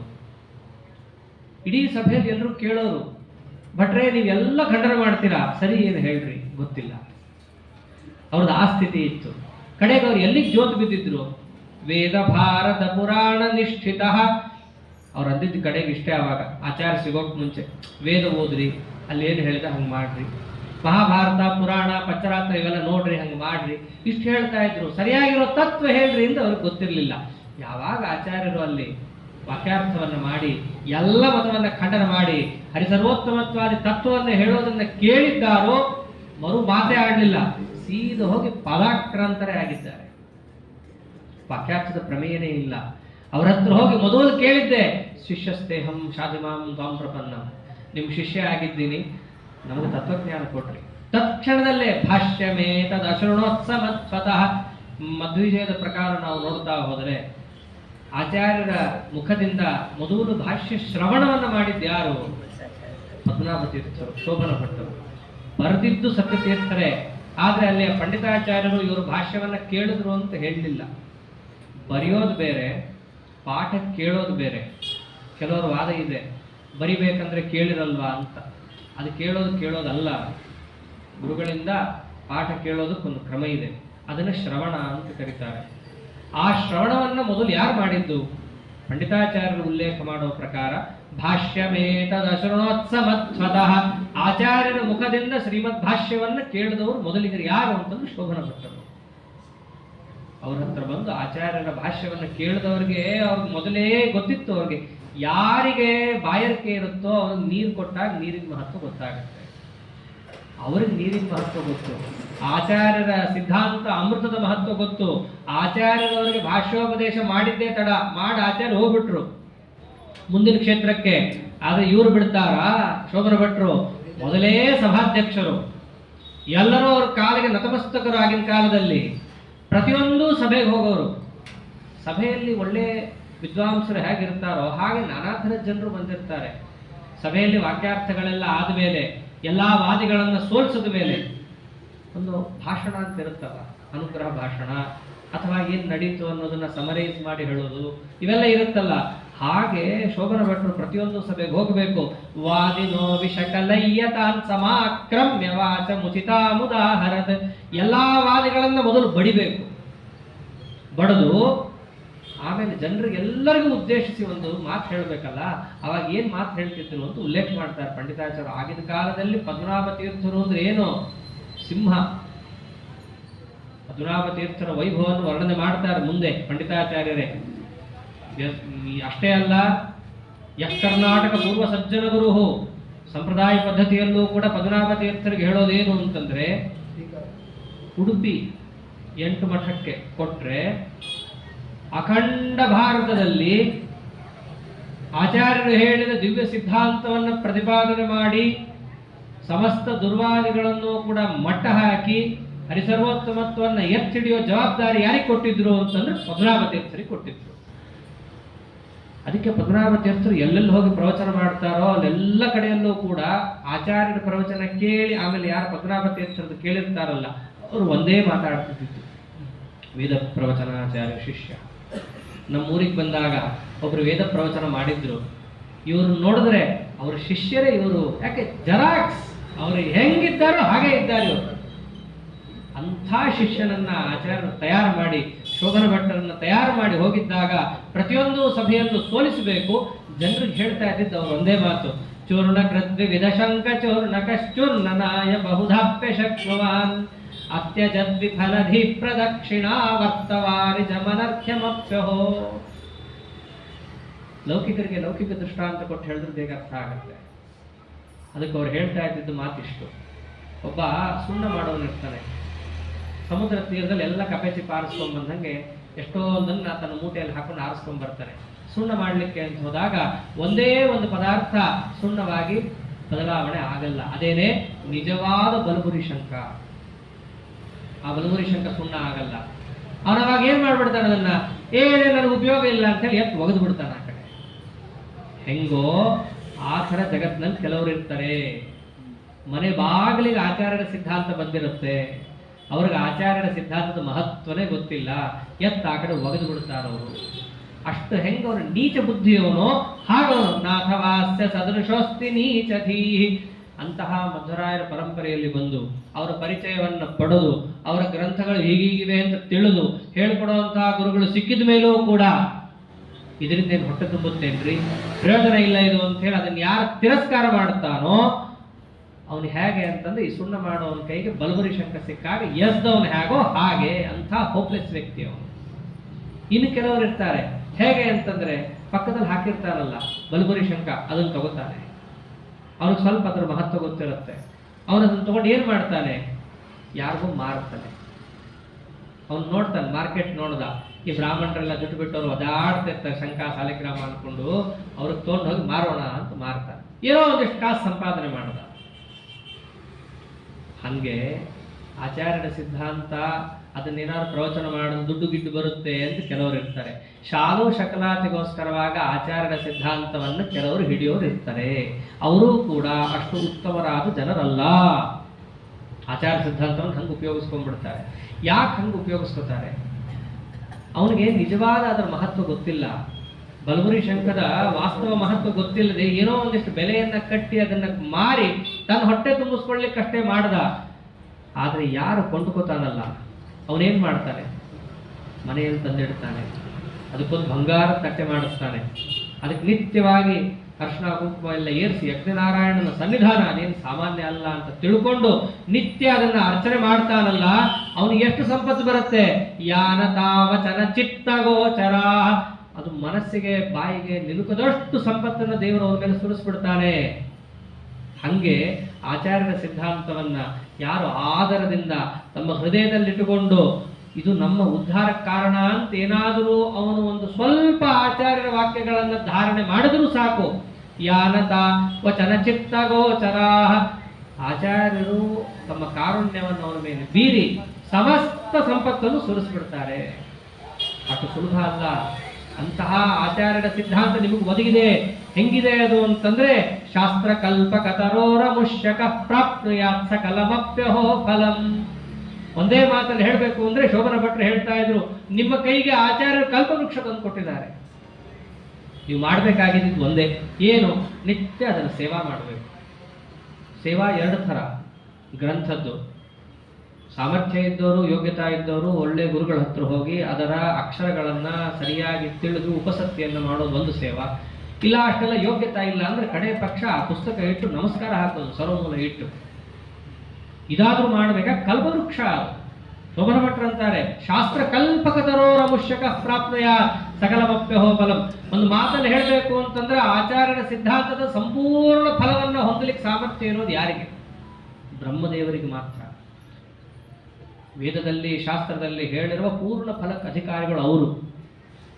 ಅಂತಹ ಬ್ರಹ್ಮಾದಿಗಳೇನೆ ಆಚಾರ್ಯರ ಮತ ಅಂದ್ರೆ ಬೇರೇನಲ್ಲ, ಹರಿಯ ಮತವೇ ಹನುಮನ ಮತವು, ಅದ ಸಾಕ್ಷಾತ್ ನಾರಾಯಣ ದೇವರ ಮತ. ಅಂತಹ ನಾರಾಯಣ ದೇವರ ಮತದ ಪೂರ್ಣ ಫಲವನ್ನು ಯಾರು ಹೊಂದಲಿಕ್ಕೆ ಸಮರ್ಥರು? ಬ್ರಹ್ಮವಾಯುಗಳು ಸಮರ್ಥರು. ಆ ತರುವಾಯ ತತ್ತ ಯೋಗ್ಯತಾನುಸಾರವಾಗಿ ಎಲ್ಲರಿಗೂ ಕೂಡ ಪೂರ್ಣ ಫಲವನ್ನು ಒದಗಿಸುವಂತಹ ದಿವ್ಯ ಗ್ರಂಥ ಆಚಾರ್ಯರ ಸಿದ್ಧಾಂತ ಇದು ಅಂತ ಹೇಳಿ ಪ್ರತಿಯೊಂದು ಸಭೆಯಲ್ಲಿ ಶೋಭನ ಭಟ್ರು ಹೇಳ್ತಾ ಇದ್ದಿತ್ತು. ಒಂದು ಕಡೆನೂ ಅವ್ರು ಕಾಂಪ್ರಮೈಸ್ ಮಾಡಿಕೊಂಡು ಅವ್ರಿಗೆ ಬೇಜಾರಾಗತ್ತೆ, ಇವ್ರಿಗೆ ಬೇಜಾರಾಗತ್ತೆ, ನಿಮ್ದು ತಪ್ಪು ಅಂತಂದ್ರೆ ನಿಮಗೆ ಎಲ್ಲಿ ಬೇಜಾರಾಗುತ್ತೋ ಅಂತ ಹೇಳಿ ಅದೊಂದು ಸ್ವಲ್ಪ ಶುಗರ್ ಕೋಟ್ ಮಾಡಿ ಇಲ್ಲೇ ಇಲ್ಲ, ಏನಿದೆ ಅದನ್ನು ಹೇಳ್ತಾ ಇದ್ರು. ಅದು ಯತಿಗಳ ಲಕ್ಷಣ. ಅದು ಬಿಡೆಗೆ ಬಿದ್ದು ಮಾತಾಡೋರು ಯತ್ಯಾಶ್ರಮದಿಂದ ಹೊರಗಿರೋರು. ಕಾರಣ ಅವರಿಗೆ ಸಮಾಜದಿಂದ ಏನೋ ಒಂದಿಷ್ಟು ಆಗಬೇಕಾಗಿರುತ್ತೆ, ಅವ್ರನ್ನ ಎದುರು ಹಾಕೊಳ್ಳಿಕ್ಕಾಗಲ್ಲ. ಏನೋ ಒಂದಿಷ್ಟು ಒಳ್ಳೆ ಮಾತಾಡೋಣ, ಯದ್ಯಪಿ ಅಲ್ಲೂ ತಪ್ಪೇ, ಇದ್ದಿದ್ದಾಗಿ ಹೇಳಬೇಕು. ಆದರೂ ಒಂದು ಸ್ವಲ್ಪ ಬಿಡೆಗೆ ಬಿದ್ದು ಮಾತಾಡೋದು ಬೇರೆ ಆಶ್ರಮಕ್ಕೆ ಇದೆ, ಸ್ವಲ್ಪ ಪ್ರಾವಿಷನ್ ಕೊಟ್ಟಿದ್ದಾರೆ. ಯತ್ಯಾಶ್ರಮಕ್ಕಂತೂ ಅದನ್ನು ಹೇಳೇ ಇಲ್ಲ. ಯಾಕೆ? ಅವನಿಗೇನು ಆಗಬೇಕಾಗಿಲ್ಲ ಯಾರಿಂದಲೂ, ಇದ್ದಿದ್ದಾಗ ಹೇಳಲಿಕ್ಕೆ ಅವನ ಆಶ್ರಮ ತಗೊಂಡಿದ್ದು. ಅಲ್ಲಿಯೂ ಕೂಡ ಶುಗರ್ ಕೋಟ್ ಇರುವಂತಹ ಮಾತುಗಳನ್ನಾಡಿದ್ರೆ ಅವರು ಆ ಆಶ್ರಮಕ್ಕೆ ಮಾಡೋ ಅಪಮಾನ. ಪದ್ಮನಾಭ ತೀರ್ಥರು ಹಾಗೆ ಇದ್ದವರು, ಯಾವುದೇ ಸಂಕೋಚ ಇಲ್ಲ. ಸಿದ್ಧಾಂತ ಅಂದ್ರೆ ಮತ್ತು ಸಿದ್ಧಾಂತ ಅಂತ ಎಲ್ಲ ಕಡೆ ಪ್ರಚಾರ ಮಾಡ್ಕೊಂಡು ಬಂದವರು, ಸಮರ್ಥನೆ ಮಾಡ್ಕೊಂಡು ಬಂದವರು. ಎದುರಿಗೆ ಯಾರು ಮಾತಾಡ್ತಾರೋ ಅವ್ರು ಎಲ್ಲರೂ ಕೂಡ ಪದ್ಮನಾಭ ತೀರ್ಥರು ಆ ಊರಿಗೆ ಬರ್ತಾರೆ ಅಂತಂದ್ರೆ ಆ ಊರು ಬಿಟ್ಟು ಹೋಗ್ಬಿಡೋರು. ಯಾಕಿದ್ರೆ ವಾಕ್ಯಾರ್ಥ ಕರೀತಾರೆ, ಮರ್ಯಾದೆ ಹೋಗುತ್ತೆ. ಇಲ್ಲದೆ ಇದ್ರೆ ಚಲೋ ಅಂತೇಳಿ ಆ ಊರಲ್ಲೇ ಇರ್ತಾ ಇರಲಿಲ್ಲ ಎಷ್ಟೋ ಜನ. ಹಾಗೆ ಸಿದ್ಧಾಂತವನ್ನು ಪ್ರತಿಪಾದನೆ ಮಾಡಿದವರು. ಹೀಗೆ ಪದ್ಮನಾಭ ತೀರ್ಥರು ಶೋಭನ ಭಟ್ರಿಗೆ ಭಾಷ್ಯ ಅನ್ನೋದು ಒಂದು ಕೊಟ್ಟರು ಆಚಾರ್ಯರು. ಅವ್ರಿಗೆ ಗೊತ್ತು ಎಲ್ಲಿ ಯಾವುದನ್ನಿಟ್ಟರೆ ಜಗತ್ತಿಗೆ ಮುಟ್ಟುತ್ತೆ ಅಂತ ಆಚಾರ್ಯರಿಗೆ ಗೊತ್ತು. ಅವರೊಬ್ಬರಲ್ಲಿ ಇಟ್ಟರದನ್ನು ಇಟ್ಟು ತಾವು ಉಡುಪಿಗೆ ಬಂದಿದ್ದಾರೆ. ಉಡುಪಿಗೆ ಅವರು ಬರ್ತಿರ್ಲಿಕ್ಕೇನೆ ಪರಮಾನಂದ. ಅಚ್ಯುತ ಪ್ರೇಕ್ಷಾಚಾರ್ಯರಿಗೆ ತುಂಬ ದಿನ ಆಗೋಗಿತ್ತು ನೋಡಿ. ಬರ್ಬೇಕಾದ್ರೆ ಒಬ್ಬರೇ ಬರಲಿಲ್ಲ, ಆಚಾರ್ಯ ಬರೋಕ್ ಮುಂಚೆನೆ ಭಾಷ್ಯವನ್ನ ಕೊಟ್ಟು ಕಳಿಸಿದ್ರು. ನೋಡ್ಲಿ ನಮ್ಮ ಗುರುಗಳು ಅಂತ. ಅಚ್ಯುತ ಪ್ರೇಕ್ಷಾಚಾರ್ಯ ಮೊದಲೇ ನೋಡಿದ್ರು, ಅಷ್ಟೇನು ಇಷ್ಟ ಆಗಿರ್ಲಿಲ್ಲ. ಯಾಕೆಂದ್ರೆ ಬಹಳ ಚಿಕ್ಕ ಚಿಕ್ಕ ವಾಕ್ಯ ಆಚಾರದ್ದು, ಮ್ಯಾಕ್ಸಿಮಮ್ ಅಂದ್ರೆ ಇಷ್ಟು ಕೂಡ ದಾಟಿರಲ್ಲ ಒಂದು ವಾಕ್ಯ, ಅಷ್ಟು ಪುಟ್ಟ ವಾಕ್ಯಗಳು. ಅವ್ರು ಶಂಕರ ಭಾಷ್ಯವನ್ನೆಲ್ಲ ಓದಿದ್ರು. ಕಾದಂಬರಿ ಇದ್ದಂಗೆ ಎಲ್ಲೋ ಶುರುವಾದ್ರೆ ಎಲ್ಲೋ ಮುಗಿಯುವಂತಹ ಭಾಷ್ಯವನ್ನೆಲ್ಲ ಓದಿ ಅಭ್ಯಾಸ ಇರೋರಿಗೆ ಇವ್ರದ್ದು ರುಚಿನೇ ಹತ್ತಲಿಲ್ಲ. ಮೊದಲು ಹೋಗ್ತಿರ್ಲಿಕ್ಕೆ ಪ್ರೀತಿ ವಿಶ್ವಾಸ ಎಲ್ಲ ತೋರಿಸಿದ್ರು, ಎಲ್ಲ ಆಯ್ತು. ಆಚಾರ ಸ್ವಲ್ಪ ಭಾಷ್ಯ ಪ್ರವಚನ ಶುರು ಮಾಡ್ತಿರ್ಲಿಕ್ಕೇನೆ ಅಷ್ಟು ರುಚಿ ಆಗಲಿಲ್ಲ. ಆಚಾರ್ಯರು ಕೂಡ ಜೋರು ಮಾಡಕ್ಕೆ ಹೋಗ್ಲಿಲ್ಲ. ಮೊದಲು ಹೇಳಿದ್ರು. ಯಾವಾಗ ಅದು ತೀರಾ ತಲೆಗೆ ಹೋಗ್ತಾ ಇರಲಿಲ್ಲ, ಅವಾಗ ಏನ್ ಮಾಡಿದ್ರು ಆಚಾರ್ಯ? ಸ್ವಲ್ಪ ಧ್ವನಿಯನ್ನ ಜೋರು ಮಾಡಿದ್ರು. ದಕ್ಷ ಪಕ್ಷ ವಿಹೃತೇನ ತಾಡಯನ್ ಭೀಷಯನ್ ಸಮಧಿಕ ಸ್ವರ ಶ್ರಿಯ. ಕೆಲವೊಮ್ಮೆ ಮೆಲ್ಲಿಗೆ ಮಾತಾಡ್ತಾ ಇದ್ರೆ ತಲೆಗೆ ಹೋಗಲ್ಲ. ಯಾಕೆ ಅರ್ಥ ಆಗ್ತಾ ಇಲ್ಲ ಅಂತ ಜೋರು ಮಾಡ್ಬೇಕಾಗತ್ತೆ. ಹಾಗೆ ಗುರುಗಳಿಗೂ ಜೋರು ಮಾಡ್ತಾರೆ. ಗುರುಗಳಿಗೆ ಜೋರು ಮಾಡಿದಾಗ ಯಾಕೆ ದೊಡ್ಡವ್ರ ಕೈಯಿಂದ ಬಯಸ್ಕೋಬೇಕು ಇಲ್ಲ ಅರ್ಥ ಆಗಿಲ್ಲ. ದೊಡ್ಡವರು ನಾವು ತಪ್ಪು ಮಾಡಿದಾಗ ಬೈತಾರೆ. ನಾವೆಲ್ಲ ಏನು ಅನ್ಕೊಂಡ್ಬಿಡ್ತೀವಿ? ಯಾಕ್ರಿ ಮೆಲ್ಲಿಗೆ ಹೇಳಲಿಕ್ಕೆ ಬರಲ್ವಾ? ಮೆಲ್ಲಿಗೆ ಹೇಳಿದ್ರೆ ಕೇಳ್ತಿದ್ವಿ ನಾವು, ಏನೂ ಕೇಳ್ತಿರ್ಲಿಲ್ಲ. ಜೋರಾಗಿ ಹೇಳಿದ್ದಕ್ಕೆ ಇವ್ರು ಕೇಳಿರ್ತಾರೆ, ಮೆಲ್ಲಿಗೆ ಹೇಳಿರ್ತಾರೆ. ಬೆಳಗಿಂದ ರಾತ್ರಿ ತನಕ ಕೇಳಿರಲ್ಲ. ಸಂಜೆ ಜೋರು ಮಾಡಿದ ತಕ್ಷಣ ಯಾಕೆ ಕೂಗ್ತೀರಾ? ನಾವು ಒಂದು ಮಾಡ್ತೀವಿ, ಆಮೇಲೆ ಮಾತಾಡ್ತಾನೆ. ನೀವು ಕೂಗೋದನ್ನು ಗೆದ್ದೇ ಇರಲ್ಲ. ಆ ಕೂಗೋದು ಶಬ್ದಾರ್ಥ ಇಷ್ಟೇ. ಅವರು ಯಾರು ಇರ್ತಾರಲ್ಲ ವ್ಯಕ್ತಿ, ಅವರೊಳಗಿರುವಂಥ ಕಲಿಯನ್ನು ಓಡಿಸ್ಲಿಕ್ಕೆ ಕೂಗಿರ್ತಾರೆ. ಹಾಗೆ ಆಚಾರ್ಯರು ಅಚ್ಯುತ ಪ್ರೇಕ್ಷರ ಒಳಗಿದ್ದಂತಹ ಕಲಿಯನ್ನು ಓಡಿಸ್ಲಿಕ್ಕೆ ಸ್ವಲ್ಪ ಧ್ವನಿಯನ್ನು ಜೋರು ಮಾಡಿ ಆಮೇಲೆ ಭಾಷ್ಯವನ್ನು ಉಪದೇಶವನ್ನು ಮಾಡಿದರೆ ಅಚ್ಯುತ ಪ್ರೇಕ್ಷಾಚಾರ್ಯ ಭಾಷ್ಯದ ಪುಸ್ತಕ ಬಿಡಲೇ ಇಲ್ಲ. ಅವರು ಜ್ಯೇಷ್ಠ ಯತಿಗಳು ಮುಂತಾದ ಎಲ್ಲಾ ಯತಿಗಳಿಗೂ ಅಲ್ಲಿದ್ದಂತಹ ನಾನಾ ಜನರಿಗೆ ಭಾಷ್ಯವನ್ನು ಉಪನ್ಯಾಸವನ್ನು ಮಾಡಿದ್ರೆ ಅವ್ರು ಹೆಂಗೆ ಕೂತ್ಬಿಟ್ಟಿದ್ರು ಅಂತಂದ್ರೆ, ಅಚ್ಯುತ ಪ್ರೇಕ್ಷಾಚಾರ್ಯ ಜ್ಯೇಷ್ಠ ಯತಿಗಳು ತವ್ಯಥಾ ವಿಧುರವಿ ಅಹೋ ಅಹೋ ರಾತ್ರಮಪ್ಯುರು ತಮೋ ನೃಮೋಹಕಂ. ಹೆಂಗೆ ಸೂರ್ಯ ಚಂದ್ರರು ಬೆಳಗ್ಗೆ ನಾ ಪ್ರಕಾಶ ಮಾಡ್ತೀನಿ, ರಾತ್ರಿ ನೀ ಪ್ರಕಾಶ ಮಾಡೋ ಅಂತ ಒಪ್ಪಂದ ಮಾಡ್ಕೊಂಡಿರ್ತಾರೋ ಹಾಗೆ ಬೆಳಗ್ಗೆ ಅಚುತ ಪ್ರೇಕ್ಷಾಚಾರ್ಯ ಭಾಷ್ಯ ಉಪನ್ಯಾಸ ಮಾಡ್ತಿದ್ರಂತೆ. ಸಂಜೆ ಜ್ಯೇಷ್ಠೇತಿಗಳು ನಾ ಹೇಳ್ತೀನಿ ಅವರು ಅಂದ್ರೆ ಅಹೋರಾತ್ರಿ ಭಾಷ್ಯ ಪ್ರವಚನವನ್ನು ಮಾಡ್ತಾ ಅವರು ಕೂತಿದ್ರು. ಹೀಗೆ ಆಚಾರ್ಯರು ಶ್ರೀಮದ್ ಭಾಷ್ಯವನ್ನು ಕೊಡೋದರ ಜೊತೆಗೆ ಹಾಗೆ ಯಾರ್ಯಾರು ಬಂದ್ರಲ್ಲ ಶಿಷ್ಯರಾಗಿ ಪ್ರತಿಯೊಬ್ಬರಿಗೂ ಕೂಡ ತತ್ವಜ್ಞಾನವನ್ನು ಕೊಡೋಕ್ಕೂ ಮುಂಚೆ ಅವ್ರಿಗೇನಿರಬೇಕು? ದೀಕ್ಷೆ ಇರಬೇಕು. ಯಾವ ದೀಕ್ಷಾ? ವಿಷ್ಣು ದೀಕ್ಷಾ. ಅವಾಗ ಆಚಾರ್ಯರು ಗ್ರಾಹಯತ್ಯಪಿ ಸುದರ್ಶನದ್ವಯಂ, ಅವರ ಬಾಹುಮೂಲದಲ್ಲಿ ಶಂಖಚಕ್ರವನ್ನು ಅವರಿಗೆ ಕೊಟ್ಟು ವಿಷ್ಣು ದೀಕ್ಷೆ, ವಿಷ್ಣು ವೈಷ್ಣವ ದೀಕ್ಷೆಯನ್ನು ಅವರಿಗೆ ಕೊಟ್ಟು ಆನಂತರದಲ್ಲಿ ಅವರಿಗೆ ತತ್ವಶಾಸ್ತ್ರವನ್ನು ಉಪದೇಶ ಮಾಡುತ್ತಿದ್ದರು. ಆಚಾರ್ಯರ ಸಿದ್ಧಾಂತ, ವೈಷ್ಣವ ಸಿದ್ಧಾಂತವನ್ನ ನಮ್ಮ ಮನಸ್ಸಿನಲ್ಲಿ ತಗೊಂಡು ಹೃದ್ಗತ ಮಾಡಿಕೊಂಡು ಸಿದ್ಧಿಯನ್ನು ಪಡಬೇಕಾದರೆ ಅವನಿಗಿರಬೇಕಾದದ್ದು ವೈಷ್ಣವ ದೀಕ್ಷಾ. ವೈಷ್ಣವ ದೀಕ್ಷಾ ಹೇಗೆ ಬರೋದು? ಒಂದು ಗೋಪಿಚಂದನ, ಇನ್ನೊಂದು ಚಕ್ರಮುದ್ರಾದಿ ಧಾರಣ, ಪಂಚಮುದ್ರಾ ಧಾರಣ, ಅದರಂತೆ ತಪ್ತ ಚಕ್ರಾಂಕನ ಅತ್ಯವಶ್ಯಕವಾದದ್ದು. ಬ್ರಾಹ್ಮಣರಿಗೊಬ್ಬರಿಗೆ ಅಲ್ಲ ಇರೋದಿದು, ಪ್ರತಿಯೊಬ್ಬರಿಗೂ ಇದೆ. ಪ್ರತಿಯೊಬ್ಬ ವೈಷ್ಣವನೂ ಕೂಡ ಆ ತಪ್ತ ಚಕ್ರಾಂಕನವನ್ನು ಮಾಡಿಕೊಂಡು ಆನಂತರದಲ್ಲಿ ಪರಮಾತ್ಮನ ಅತ್ಯಂತ ಪ್ರಿಯವಾದಂತಹ ಸಿದ್ಧಾಂತ ತತ್ವಜ್ಞಾನವನ್ನು ಅವರು ಪಡಿಬೇಕು. ಆಚಾರ್ಯರು ಅದನ್ನೇ ಮಾಡ್ತಾ ಇದ್ರು. ತಪ್ತ ಚಕ್ರಾಂಕನವನ್ನು ಪ್ರತಿಯೊಬ್ಬರಿಗೂ ಕೊಟ್ಟು ಆನಂತರದಲ್ಲಿ ಪ್ರತಿಯೊಬ್ಬರಿಗೂ ಉಪದೇಶ ಮಾಡ್ತಾ ಇದ್ರು. ತಪ್ತ ಚಕ್ರಾಂಕನ ಕೊಟ್ಟರೂ ಕೂಡ ಎಷ್ಟೋ ಜನಕ್ಕೆ ಓದಬೇಕು ಅಂತಲೇ ಬರಲ್ಲಪ್ಪ ತಲೆಯಲ್ಲಿ. ಅದು ವರ್ಷಕ್ಕೊಂದಿನ ಅದೊಂದು ಫೆಸ್ಟಿವಲ್ ಆಗೋಗಿದೆ. ಅವತ್ತೊಂದಿನ ಹೋಗಿ ಎಲ್ಲೆಲ್ಲಿ ಯಾವ್ಯಾವ ಮಠದವರೋ ಆ ಮಠದಲ್ಲಿ ಕ್ಯೂ ನಿಂತು ಫೋಟೋ ತೆಕ್ಕೊಳ್ಳೋದು ಹಾಕಿಸ್ಕೊಂಡ್ಮೇಲೆ ಅವ್ರು ಸಂತೋಷ ಪಡಬೇಕಾದ್ದೆ. ಅದೇನು ವೈಷ್ಣವ ದೀಕ್ಷೆಯನ್ನು ನಾವು ಪಡೆದಿದ್ದೇವೆ ಅಂತ ಎಲ್ಲರೂ ಹೆಮ್ಮೆಯಿಂದ ಹೇಳ್ಕೋಬೇಕು. ಸತ್ಯ, ಅವತ್ತೊಂದಿನ ಮಾತ್ರ ಅಲ್ಲ. ಅಂದರೆ ಅದು ಮುಖ್ಯವಾಗಿ ಪ್ರತಿ ದಿವಸವೂ ಇರಬೇಕಾದದ್ದೇ. ಆದರೆ ಎಲ್ರಿಗೂ ಕೂಡ ಮಾಡಬೇಕಂತಿರುತ್ತೆ. ಆದರೆ ನಾನಾ ವಿಘ್ನಗಳು ಬರ್ತಾ ಇರುತ್ತೆ. ಹೌದು, ನಮಗೂ ಇದೆ ರೀ ಪಾಠ ಓದಬೇಕು ಅಂತ, ನಮಗೂ ಇದೆ ಎಲ್ಲ ಕೇಳಬೇಕು ಅಂತ ಹೇಳಬೇಕು ಅಂತ, ಆದರೆ ಏನೋ ಒಂದು ವಿಘ್ನ ಬಂದು ಕಾಡ್ತಾ ಇದೆ ನಮ್ಮನ್ನ. ಹೀಗಿರುತ್ತೆ. ಆಚಾರ್ಯರು ಅದನ್ನು ತಾವು ಆಲೋಚನೆ ಮಾಡಿದ್ರು.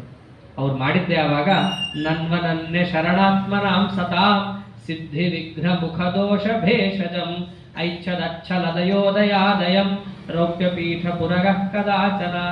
ಎಷ್ಟು ಕಾರುಣ್ಯ ಆಚಾರ್ಯರದ್ದು ಅಂತಂದ್ರೆ, ಮುಂದೆ ಬರುವಂಥ ಭಕ್ತರಿಗೆ ಸಾಧನ ಮಾರ್ಗದಲ್ಲಿ ಎಷ್ಟೋ ವಿಘ್ನಗಳು ಬರ್ತಾ ಇರುತ್ತೆ. ಸಾಧನ ಸಂಪತ್ತನ್ನು ಪಡೆಯಕ್ಕೆ ವಿಘ್ನ, ತತ್ವಜ್ಞಾನ ಪಡೆಯಕ್ಕೆ ವಿಘ್ನ, ಎಷ್ಟೋ ವಿಘ್ನಗಳು. ಎಲ್ಲ ವಿಘ್ನವೂ ಪರಿಹಾರ ಆಗಬೇಕು ಇವ್ರಿಗೆ ಅನ್ನೋ ದೃಷ್ಟಿಯಿಂದಲೇನೆ ಅವರು ಪ್ರತಿಷ್ಠೆ ಮಾಡಿದ್ದೆ ಶ್ರೀಕೃಷ್ಣನನ್ನು ಉಡುಪಿಯಲ್ಲಿ ತಂದು ಆಚಾರ್ಯರು ಪ್ರತಿಷ್ಠೆಯನ್ನು ಮಾಡಬೇಕಾದ್ರೆ ಮೊದಲು ಗೋಪಿಚಂದ್ರನ ಗಡ್ಡೆಯಿಂದ ಬಂದ ಮಹಾನುಭಾವ ಅವನನ್ನು ತಂದು ಮೊದಲು ಮಧು ಸರೋವರದಲ್ಲಿ ಶೋಧನೆ ಮಾಡ್ರಿ ಅಂತ 4-5 ಜನರ ಕೈಯಲ್ಲಿ ಕೊಟ್ಟು ಕಳಿಸೋದು. ಹಾಗೆ ಆಗಲಿ ಗುರುಗಳೇ ಅಂತ ಅವ್ರು ಇಟ್ಟು ಶೋಧನೆ ಮಾಡಿ ಮುಳುಗಿಸಿಟ್ರು. ಜಲಾಧಿವಾಸವನ್ನು ಮಾಡುವ ಹಾಗೆ ಇಟ್ಟರೆ ಆಚಾರ್ಯರು ಬಂದು ಮುಟ್ಟಿದ್ದಾರೆ ಆ ಪ್ರತಿಮೆ ಅಷ್ಟೇ. ಎತ್ಕೊಂಬನ್ರಿ ಅಂತಂದ್ರು. ಎಲ್ಲೆತ್ಕೊಂಡ್ಬರ್ತಾರೆ? 30 ಸುದುರ್ಧರ 30 ಜನ. ಏನೋ ಅಂತಿಂತ ಪಂಜಾಬ್ ಉಟ್ಕೊಂಡಿರೋ ದರ್ಬಿದಾರ ಬ್ರಾಹ್ಮಣರಲ್ಲ. 30 ಒಳ್ಳೆ ಕಟಬಸ್ತಾದಂತಹ ಮಹಾಮಲ್ಲರು, ಅಂಥದ್ದ ಬ್ರಾಹ್ಮಣರು. ಅವ್ರ ಕೈಯಲ್ಲಿ ತಗೊಂಬನ್ರಿ ಅಂತಂದ್ರೆ ಎತ್ತಕ್ಕಾಗ್ತಾ ಇಲ್ಲ. ಯಾಕೆ? ಸ್ಪರ್ಶನಾತ್ ಭಗವತೋತಿ ಪಾವನಾತ್ ಸನ್ನಿಧಾನ ಪದತಾಂ ಗತಾಂ ಹರೇ. ಒಂದು ಪದಾರ್ಥದಲ್ಲಿ ಸನ್ನಿಧಾನವನ್ನು ತಂದು ಇಡಬೇಕು ಅಂತಂದ್ರೆ ಅರ್ಚಕಸ್ಯ ತಪೋಬಲ. ಪ್ರತಿಮಾಯಾಂತು ಸಾನ್ನಿಧ್ಯಂ ಅರ್ಚಕಸ್ಯ ತಪೋಬಲ. ಒಂದು ಪ್ರತಿಮೆಯಲ್ಲಿ ಸನ್ನಿಧಾನ ಬರಬೇಕಂದ್ರೆ ಅರ್ಚಕನ ತಪಸ್ಸೆಷ್ಟಿದೆ ಅದನ್ನು ನೋಡ್ಕೋಬೇಕು. ಅದಕ್ಕೆ ಅವೈಷ್ಣವರು ಪ್ರತಿಷ್ಠೆ ಮಾಡಿದಂತಹ ದೇವಾಲಯಗಳಲ್ಲಿ ಹೋಗಿ ನಾವೇನೋ ಅಪಾರ ಭಕ್ತಿಯಿಂದ ಗಲ್ಲ ತಟ್ಟುಕೊಂಡ್ರೆ ಗಲ್ಲ ನೋವಾಗುತ್ತಷ್ಟೇ, ಮತ್ತಿನ್ನೇನಾಗಲ್ಲ. ಶಾಸ್ತ್ರದ ಪ್ರಕಾರ ವೈಷ್ಣವ ಪ್ರತಿಷ್ಠಿತವಾದ ದೇವಾಲಯದಲ್ಲಿ ಸನ್ನಿಧಾನ ಇರುತ್ತೆ. ಅಲ್ಲಿ ಹೋಗಿ ನಾವು ಭಕ್ತಿ ಶ್ರದ್ಧೆಯನ್ನು ತೋರಿಸಿದ್ದು ಭಗವಂತನಿಗೆ ಮುಟ್ಟುತ್ತೆ. ಇನ್ನು ಕೆಲವರು ಅಡ್ಡವಾದ ಮಾಡೋರಿದ್ದಾರೆ, ದೇವರು ಎಲ್ಲ ಕಡೆ ಇದ್ದಾನ ಅಲ್ಲೂ ಇದ್ದಾನಲ್ಲ ಅಂತ ವಾದ ಮಾಡೋರಿಗೆ ಏನು ಉತ್ತರ ಕೊಡಬೇಕು ಅದು ಜಗತ್ತಿಗೆ ಗೊತ್ತಿದೆ. ಹಾಗಾಗಿ ಪ್ರತಿಮಾದಲ್ಲಿರುವ ಸನ್ನಿಧಾನಕ್ಕೆ ಕಾರಣ ಅರ್ಚಕನ ತಪಸ್ಸು. ಇಲ್ಲ ಅಂತಿಂತ ಅರ್ಚಕರ ಇರೋದು ಸಾಕ್ಷಾತ್ ಜೀವೋತ್ತಮರು. ಅವ್ರು ಏನು ಸನ್ನಿಧಾನ ಏನು ಬರಲಿ ಅಂತ ಇಡಬೇಕಾಗಿಲ್ಲ. ಸ್ಪರ್ಶನಾತ್ ಭಗವತೋತಿ ಪಾವನಾತ್, ಮುಟ್ಟಿದ್ರೆ ಸಾಕು. ಯಾವತ್ತೋ ಒಂದಿನ ಚಿಂತನೆ ಮಾಡೋದು ಮುಟ್ಟಿದ್ರೇನೆ ಪ್ರತಿಭೆಯ ಸನ್ನಿಧಾನ ಬರಬೇಕು ಅಂತಿದ್ದಾಗ ಅವರು ನಾರಾಯಣಂ ಸದಾ ಒಂದೇ. ನಿರ್ದೋಷ ಶೇಷ ಸದ್ಗುಣಂ. ನಿತ್ಯ ಭಗವತ್ ಚಿಂತನೆಯನ್ನು ಮಾಡ್ತಾನೆ ಇದ್ದವರು ಒಂದು ಕ್ಷಣಾರ್ಧ ಅದನ್ನು ಮುಟ್ಟಿದ್ರೂ ಸಾಕು, 30 ಜನರ ಕೈಲೂ ಎತ್ತಕ್ಕಾಗಲಿಲ್ಲ ಆ ಪ್ರತಿಮೆಯನ್ನು. ಕಡೆಗೆ ತಾವೇ ಎತ್ಕೊಂಡ್ಬಂದು ಆ ಮಂದಹಾಸ ಮೃದು ಸುಂದರಾನನಂ ನಂದನಂದನಮತೀಂದ್ರಿಯಾಕೃತಿಂ ಸುಂದರಂ ಸೈಹ ಸನ್ಯಧಾಪಯತ್ ವಂದ್ಯಮಾಕೃತಿ ಶುಚಿ ಪ್ರತಿಷ್ಠೆಯ. ಆ ಪ್ರತಿಷ್ಠಾಗೆ ಬೇಕಾದಂತಹ ಎಲ್ಲ ವಿಧಿವಿಧಾನವನ್ನು ಮಾಡಿಸಿ ಆ ಕೃಷ್ಣ ಪರಮಾತ್ಮನಲ್ಲಿಟ್ಟು ಯಾವ್ಯಾವ ಭಕ್ತರು ಮುಂದೆ ಬರೋರಿದ್ದಾರೋ ಅವರಿಗೆ ಸಾಧನ ಸಂಪತ್ತಿನಲ್ಲಿ ಬರುವ ಎಲ್ಲಾ ವಿಘ್ನವೂ ಪರಿಹಾರ ಆಗಲಿ. ಕೃಷ್ಣ ಪರಮಾತ್ಮನ ಮಾಧ್ವರ ಕೈಯಲ್ಲಿರುವಂತಹ ಏಕೈಕ ದೇವರು ಅವನೊಬ್ಬ ಸಾಕಿದ್ರೆ, ಅವನೊಬ್ಬ ಜಗತ್ತಿನಲ್ಲಿ ಇವ್ರ ಕೈಯಲ್ಲಿದ್ದರೆ ಸಾಕು. ಅವನು ಪಾರ್ಥ ಸಾರಥಿ, ಎಲ್ಲಿ ಹೆಂಗೆ ನಡೆಸ್ಕೊಂಡು ಹೋಗ್ಬೇಕು ಅವನಿಗೆ ಗೊತ್ತು, ಹತ್ತುಕೊಂಡು ಕೂತಾಗ ಹೆಂಗೆ ಎಬ್ಬಿಸ್ಬೇಕು ಅವನಿಗೆ ಗೊತ್ತು. ಆದ್ದರಿಂದ ಆ ಕೃಷ್ಣ ಪರಮಾತ್ಮನನ್ನು ಇವ್ರ ಕೈಯಲ್ಲಿ ಕೊಟ್ಟುಬಿಡೋಣ ಅನ್ನೋ ದೃಷ್ಟಿಯಿಂದ ಕರುಣಾಳುಗಳಾದ ಆಚಾರ್ಯರು ಅಲ್ಲಿ ಕೃಷ್ಣ ಪರಮಾತ್ಮನನ್ನು ಕೊಟ್ಟು ಉಡುಪಿಯಲ್ಲಿ ಎಲ್ಲರಿಗೂ ಅನುಗ್ರಹವನ್ನು ಮಾಡಿ ಜಗತ್ತಿಗೆ ಒಂದು ತಿಳಿಸ್ಕೊಟ್ರು. ತತ್ವಜ್ಞಾನವನ್ನು ಪಡಿತೀವಿ ಅಂತಂದ್ರೆ ಬರೀ ತತ್ವಜ್ಞಾನ ಅಷ್ಟೇ ಸಾಲಲ್ಲ. ಆ ತತ್ವಜ್ಞಾನ ಪಡಿಬೇಕು ಅಂತಂದ್ರೆ ಸತ್ಕರ್ಮಾನುಷ್ಠಾನವೂ ಇರಬೇಕು. ಕರ್ಮಣ ಜ್ಞಾನ ಮಾತನೋತಿ ಜ್ಞಾನೇನ ಅಮೃತೀ ಭವತಿ ಅಂತಿರೋದು. ಆದ್ದರಿಂದ ಜ್ಞಾನ ಎಂಬುದು ಬರಬೇಕಾದರೆ ಕರ್ಮ ಎಂಬುದು ಮುಖ್ಯ ಅನ್ನೋ ದೃಷ್ಟಿಯಿಂದ ಅಲ್ಲಿ ಒಂದು ಯಜ್ಞವನ್ನ ಆಚಾರ್ಯರು ಮಾಡಿಸ್ತಾ, ಅಲ್ಲಿ ಯಜ್ಞ ಯಾರ ಕೈಯಿಂದ ಮಾಡಿಸ್ಬೇಕು ಅಂತ ಬಂತು. ಇಲ್ಲ ಉಪಾಧ್ಯಾಯರು ಆಚಾರ್ಯರು ಯಾರ ಹತ್ರ ವೇದಾಧ್ಯಯನ ಮಾಡಿದ್ರಲ್ಲ ಅವ್ರ ಮಗನನ್ನೇ ಕರೆಸ್ತಾರೆ. ಆದರೆ ಆ ಊರಲ್ಲಿ ಕೆಲವರು ಇರ್ತಾರಲ್ಲ ದೊಡ್ಡ ದೊಡ್ಡ ಆಚಾರಗಳು ಅಂತೇಳಿ, ಆ ಪುರೋಹಿತರು ನಮಗೇ ಕೊಡಬೇಕು, ನಮ್ಮ ಕೈಯಿಂದಲೇ ಯಾಗ ಮಾಡಿಸ್ಬೇಕು ಅಂತ ಹೇಳಿ ದೊಡ್ಡ ಆ ಊರಿನಲ್ಲಿದ್ದಂತಹ ಒಬ್ಬರು ವಿದ್ವಾಂಸರು ಪುರೋಹಿತರು ನಮಗೆ ಕೊಡಬೇಕ್ರಿ, ನೀವು ನಮಗೆ ಕೊಡಬೇಕು ಅಂತ ಆಚಾರ್ಯರ ಮೇಲೆ ಬಂದಾಗ ಆಚಾರ್ಯರು ಅವನನ್ನು ನಿವಾರಿಸಿ ಅವನು ಹೇಳಿದಂತಹ ವಿಚಾರವನ್ನೆಲ್ಲ ದೂಷಿಸಿ ಆಚಾರ್ಯರು ಆವಾಗ ಉಪಾಧ್ಯಾಯರ ಮಗನ ಕೈಯಲ್ಲಿ ಯಜ್ಞವನ್ನು ಮಾಡಿಸ್ತಾರೆ. ಅಷ್ಟೇ ಅಲ್ಲ, ಸ್ವಯಂ ಆಚಾರ್ಯರ ತಮ್ಮ ವಿಶ್ವವೇತ್ತುರನುಜೋತ್ರ ಹೋತೃತಾಂ ಪ್ರಾಪ್ಯ ದೈವ ತತೀರತೋಷಯತ್. ಆಗ ಆಚಾರ್ಯರ ತಮ್ಮನೇ ಆ ಕಾಲದಲ್ಲಿ ಹೋತೃಸ್ಥಾನದಲ್ಲಿದ್ದು, ಹೋತೃಸ್ಥಾನ ಅಂತಂದ್ರೆ ಅದು ವೇದದಲ್ಲಿ 4 ವೇದ ಎಲ್ರಿಗೂ ಗೊತ್ತಿರೋ ಹಾಗೆ ಒಂದೊಂದು ವೇದದವರು ಒಂದೊಂದು ಸ್ಥಾನದಲ್ಲಿ ಕೂಡಬೇಕು ಅಂತ. ಹೋತೃಸ್ಥಾನ ಋಗ್ವೇದಿಗಳಿಗೆ ಮೀಸಲು, ಅಧ್ವರ್ಯು ಅದು ಯಜುರ್ವೇದಗಳಿಗೆ ಮೀಸಲು. ಹಾಗೆ ಉದ್ಗಾತ ಪ್ರಸ್ಥಾತ ಅಂತ ಇವರಿಬ್ಬರು ಕೂಡ ಅಥರ್ವಣ ವೇದ ಸಾಮವೇದಕ್ಕೆ ಮೀಸಲು. ಇಲ್ಲಿ ವಿಷ್ಣು ತೀರ್ಥರು ಅಂತ ಯಾರು ಆಚಾರ್ಯರ ತಮ್ಮಂದಿರಿದ್ದಾರೋ ಅವ್ರು ಯಾವ ಸ್ಥಾನದಲ್ಲಿದ್ರು ಹೋತೃಸ್ಥಾನ. ಇದನ್ನ ನೋಡಿದ್ರಿಂದ ಒಂದು ಗೊತ್ತಾಗುವ ಅಂಶ ಏನು ಅಂತಂದ್ರೆ ಆಚಾರ್ಯರು ಯಾವ ವೇದ, ಆಚಾರ್ಯರು ಋಗ್ವೇದಿಗಳು. ಅದಕ್ಕೆ ಅವ್ರು ಯಾವ ವೇದಕ್ಕೆ ಭಾಷ್ಯ ಬರೆದಿದ್ದು? ಋಗ್ಭಾಷ್ಯ ಬರೆದ್ರು ಆಚಾರ್ಯರು, ಬೇರೆದಕ್ಕೆ ಬರಲಿಲ್ಲ ಅಂತಲ್ಲ. ಆಚಾರ್ಯರು ಒಂದು ಮಾರ್ಗಸೂಚಿಯನ್ನು ತೋರಿಸ್ಕೊಟ್ರು, ವೇದಕ್ಕೆ ಹೆಂಗೆ ಭಾಷ್ಯ ಬರಿಬೇಕು ಅನ್ನೋದನ್ನು ತೋರಿಸ್ಕೊಟ್ಟಿತ್ತು. ಅಂದ್ರೆ ಕಥೆಯಿಂದ ಆಚಾರ್ಯರ ವೇದ ಯಾವುದು ಅಂತ ಕೂಡ ಗೊತ್ತಾಗತ್ತೆ ಇದರಿಂದ. ಯಾಕೆ ಅವ್ರ ತಮ್ಮ ಹೋತೃ ಸ್ಥಾನದಲ್ಲಿ ಕೂಡ್ತಾನೆ ಅಂದ್ರೆ ಅವ್ರ ಅಣ್ಣ ತಾನೇ ಅವರು ಕೂಡ ಅದೇ ಸ್ಥಾನದಲ್ಲೇ ಕೂಡಬಹುದಾದವರೇ. ಆದ್ದರಿಂದ ಅವರ ತಮ್ಮನ ಮೂಲಕವಾಗಿ ಆ ಯಜ್ಞವನ್ನು ಮಾಡಿಸಿ ಅದಕ್ಕಂತಾರವಾದ ಪಂಡಿತಾಚಾರ್ಯರು ಅಲ್ರಿ, ಯಾರನ್ನ ನೆನೆಸ್ಕೊಂಡು ಯಜ್ಞ ಶುರು ಮಾಡಿದನೇ ವಿಘ್ನ ಇಲ್ವೋ ಅವರೇ ಸ್ವಯಂ ಯಜ್ಞ ಕಾಪಾಡ್ಲಿಕ್ಕೆ ಕೂತಾಗ ಆ ಯಜ್ಞಕ್ಕೆ ಯಾರು ವಿಘ್ನ ತರೋರು? ಆದ್ದರಿಂದ ನಿರ್ವಿಘ್ನವಾಗಿ ಆ ವಿಘ್ನ ಇಲ್ಲದೆ ಆ ಯಜ್ಞವನ್ನು ಆಚಾರ್ಯರು ಪೂರ್ಣಗೊಳಿಸಿ ಜಗತ್ತಿಗೆ ಯಾವ ವಿಷಯ ತಿಳಿಸ್ಕೊಟ್ಟಿದ್ದು? ಜ್ಞಾನ ಎಂಬುದು ಕರ್ಮ ಸತ್ಕರ್ಮಾನುಷ್ಠಾನದ ಮುಖಾಂತರ ಸಂಪಾದಿಸಬೇಕು. ಹೇಗೋ ತತ್ವಜ್ಞಾನ ಸಂಪಾದಿಸ್ತೀವಿ ಅಂದ್ರೆ ಅದು ನಿಲ್ಲಲ್ಲ ಅನ್ನೋದನ್ನು ಜಗತ್ತಿಗೆ ತೋರಿಸಿ, ಆನಂತರದಲ್ಲಿ ತಾವು ಮತ್ತೊಮ್ಮೆ ಬದರಿಗೆ ಹೋಗಿ ಯಾವ ಭಾಷ್ಯವನ್ನು ತಾವು ನಿರ್ಮಾಣ ಮಾಡಿದ್ರೋ ಅದನ್ನು ಪುನಃ ವೇದವ್ಯಾಸ ದೇವರಿಗೆ ಸಮರ್ಪಿಸಿ ಅಲ್ಲಿಂದ ಪುನಃ ತಿರುಗಿ ಉಡುಪಿ ಕ್ಷೇತ್ರಕ್ಕೆ ಬಂದಿದ್ದಾರೆ. ಹೀಗೆ ಆಚಾರ್ಯರು ಹೋದ್ರು ಬಂದ್ರು ಅಂತ ಹೇಳಿದಾಗ ಎಷ್ಟೋ ಜನಕ್ಕೆ ಆಚಾರ್ಯರು ಹೋದಾಗ ಏನಾಯ್ತು, ಆಚಾರ್ಯರಲ್ಲಿ ಏನು ನಡ್ಕೊಂಡ್ರು ಅಂತ ಎಷ್ಟೋ ಜನರು ಕುತೂಹಲ. ಹೋದ್ರು ಭಾಷ್ಯ ಸಮರ್ಪಣೆ ಮಾಡಿ ಬಂದ್ರು ಅಂತಂದಾಗ ಆಚಾರ್ಯರು ಉಡುಪಿಗೆ ಬಂದಿದ್ದಾರೆ. 2ನೇ ಬಾರಿ ಬದಲಿಗೆ ಹೋಗಿ ದಿಗ್ವಿಜಯ ಮುಗಿಸ್ಕೊಂಡು ಬಂದಾಗ ಸಭೆ ಸೇರಿದ್ದಾರೆ ಎಷ್ಟೋ ಜನ ಸಭೆ ಸೇರಿದಾಗ ಗುರುಗಳು ಇಷ್ಟು ದಿವಸ ಬದಲಿಗೆ ಹೋಗಿ ಬಂದ್ರು, ಏನ್ ನಡೀತು ಅಂತ ಕೇಳಿದಾಗ ಒಬ್ಬ ಬ್ರಾಹ್ಮಣ ನಿಂತು ಹೇಳ್ತಾರೆ, ಸಪದಿ ಸಮಸ್ಕೃತ ಭೃಶಂ ಮಾಧವ ಗುಣ ಸಾಧಕೋತ ಮತ್ಸರವಿಹಿ ಭೃಗುಕುಲ ತಿಲಕ ಸ್ಥಾನಂ ತಾಪಕರ ಪಾಪಪಾಂತಾನಾಂ ದಶಮತಿ ಶಿಷ್ಯ ಕಶ್ಚಿತ್ ಶುಭ ಜನತಾಯೈ ಕುತೂಹಲನತಾಯೈ ವಿವಿಧ ಸುವೃತ್ತಂ ವಾಕ್ಯಂ ಕಾವ್ಯಮಿವೋಚೆ ಸನಾಯಕಸ್ತವಕಂ. ಕುತೂಹಲನತಾಯೈ, ಕುತೂಹಲದಿಂದ ತಗ್ಗಿ ಕೂತಿದ್ದಾರೆ ಎಷ್ಟೋ ಜನ.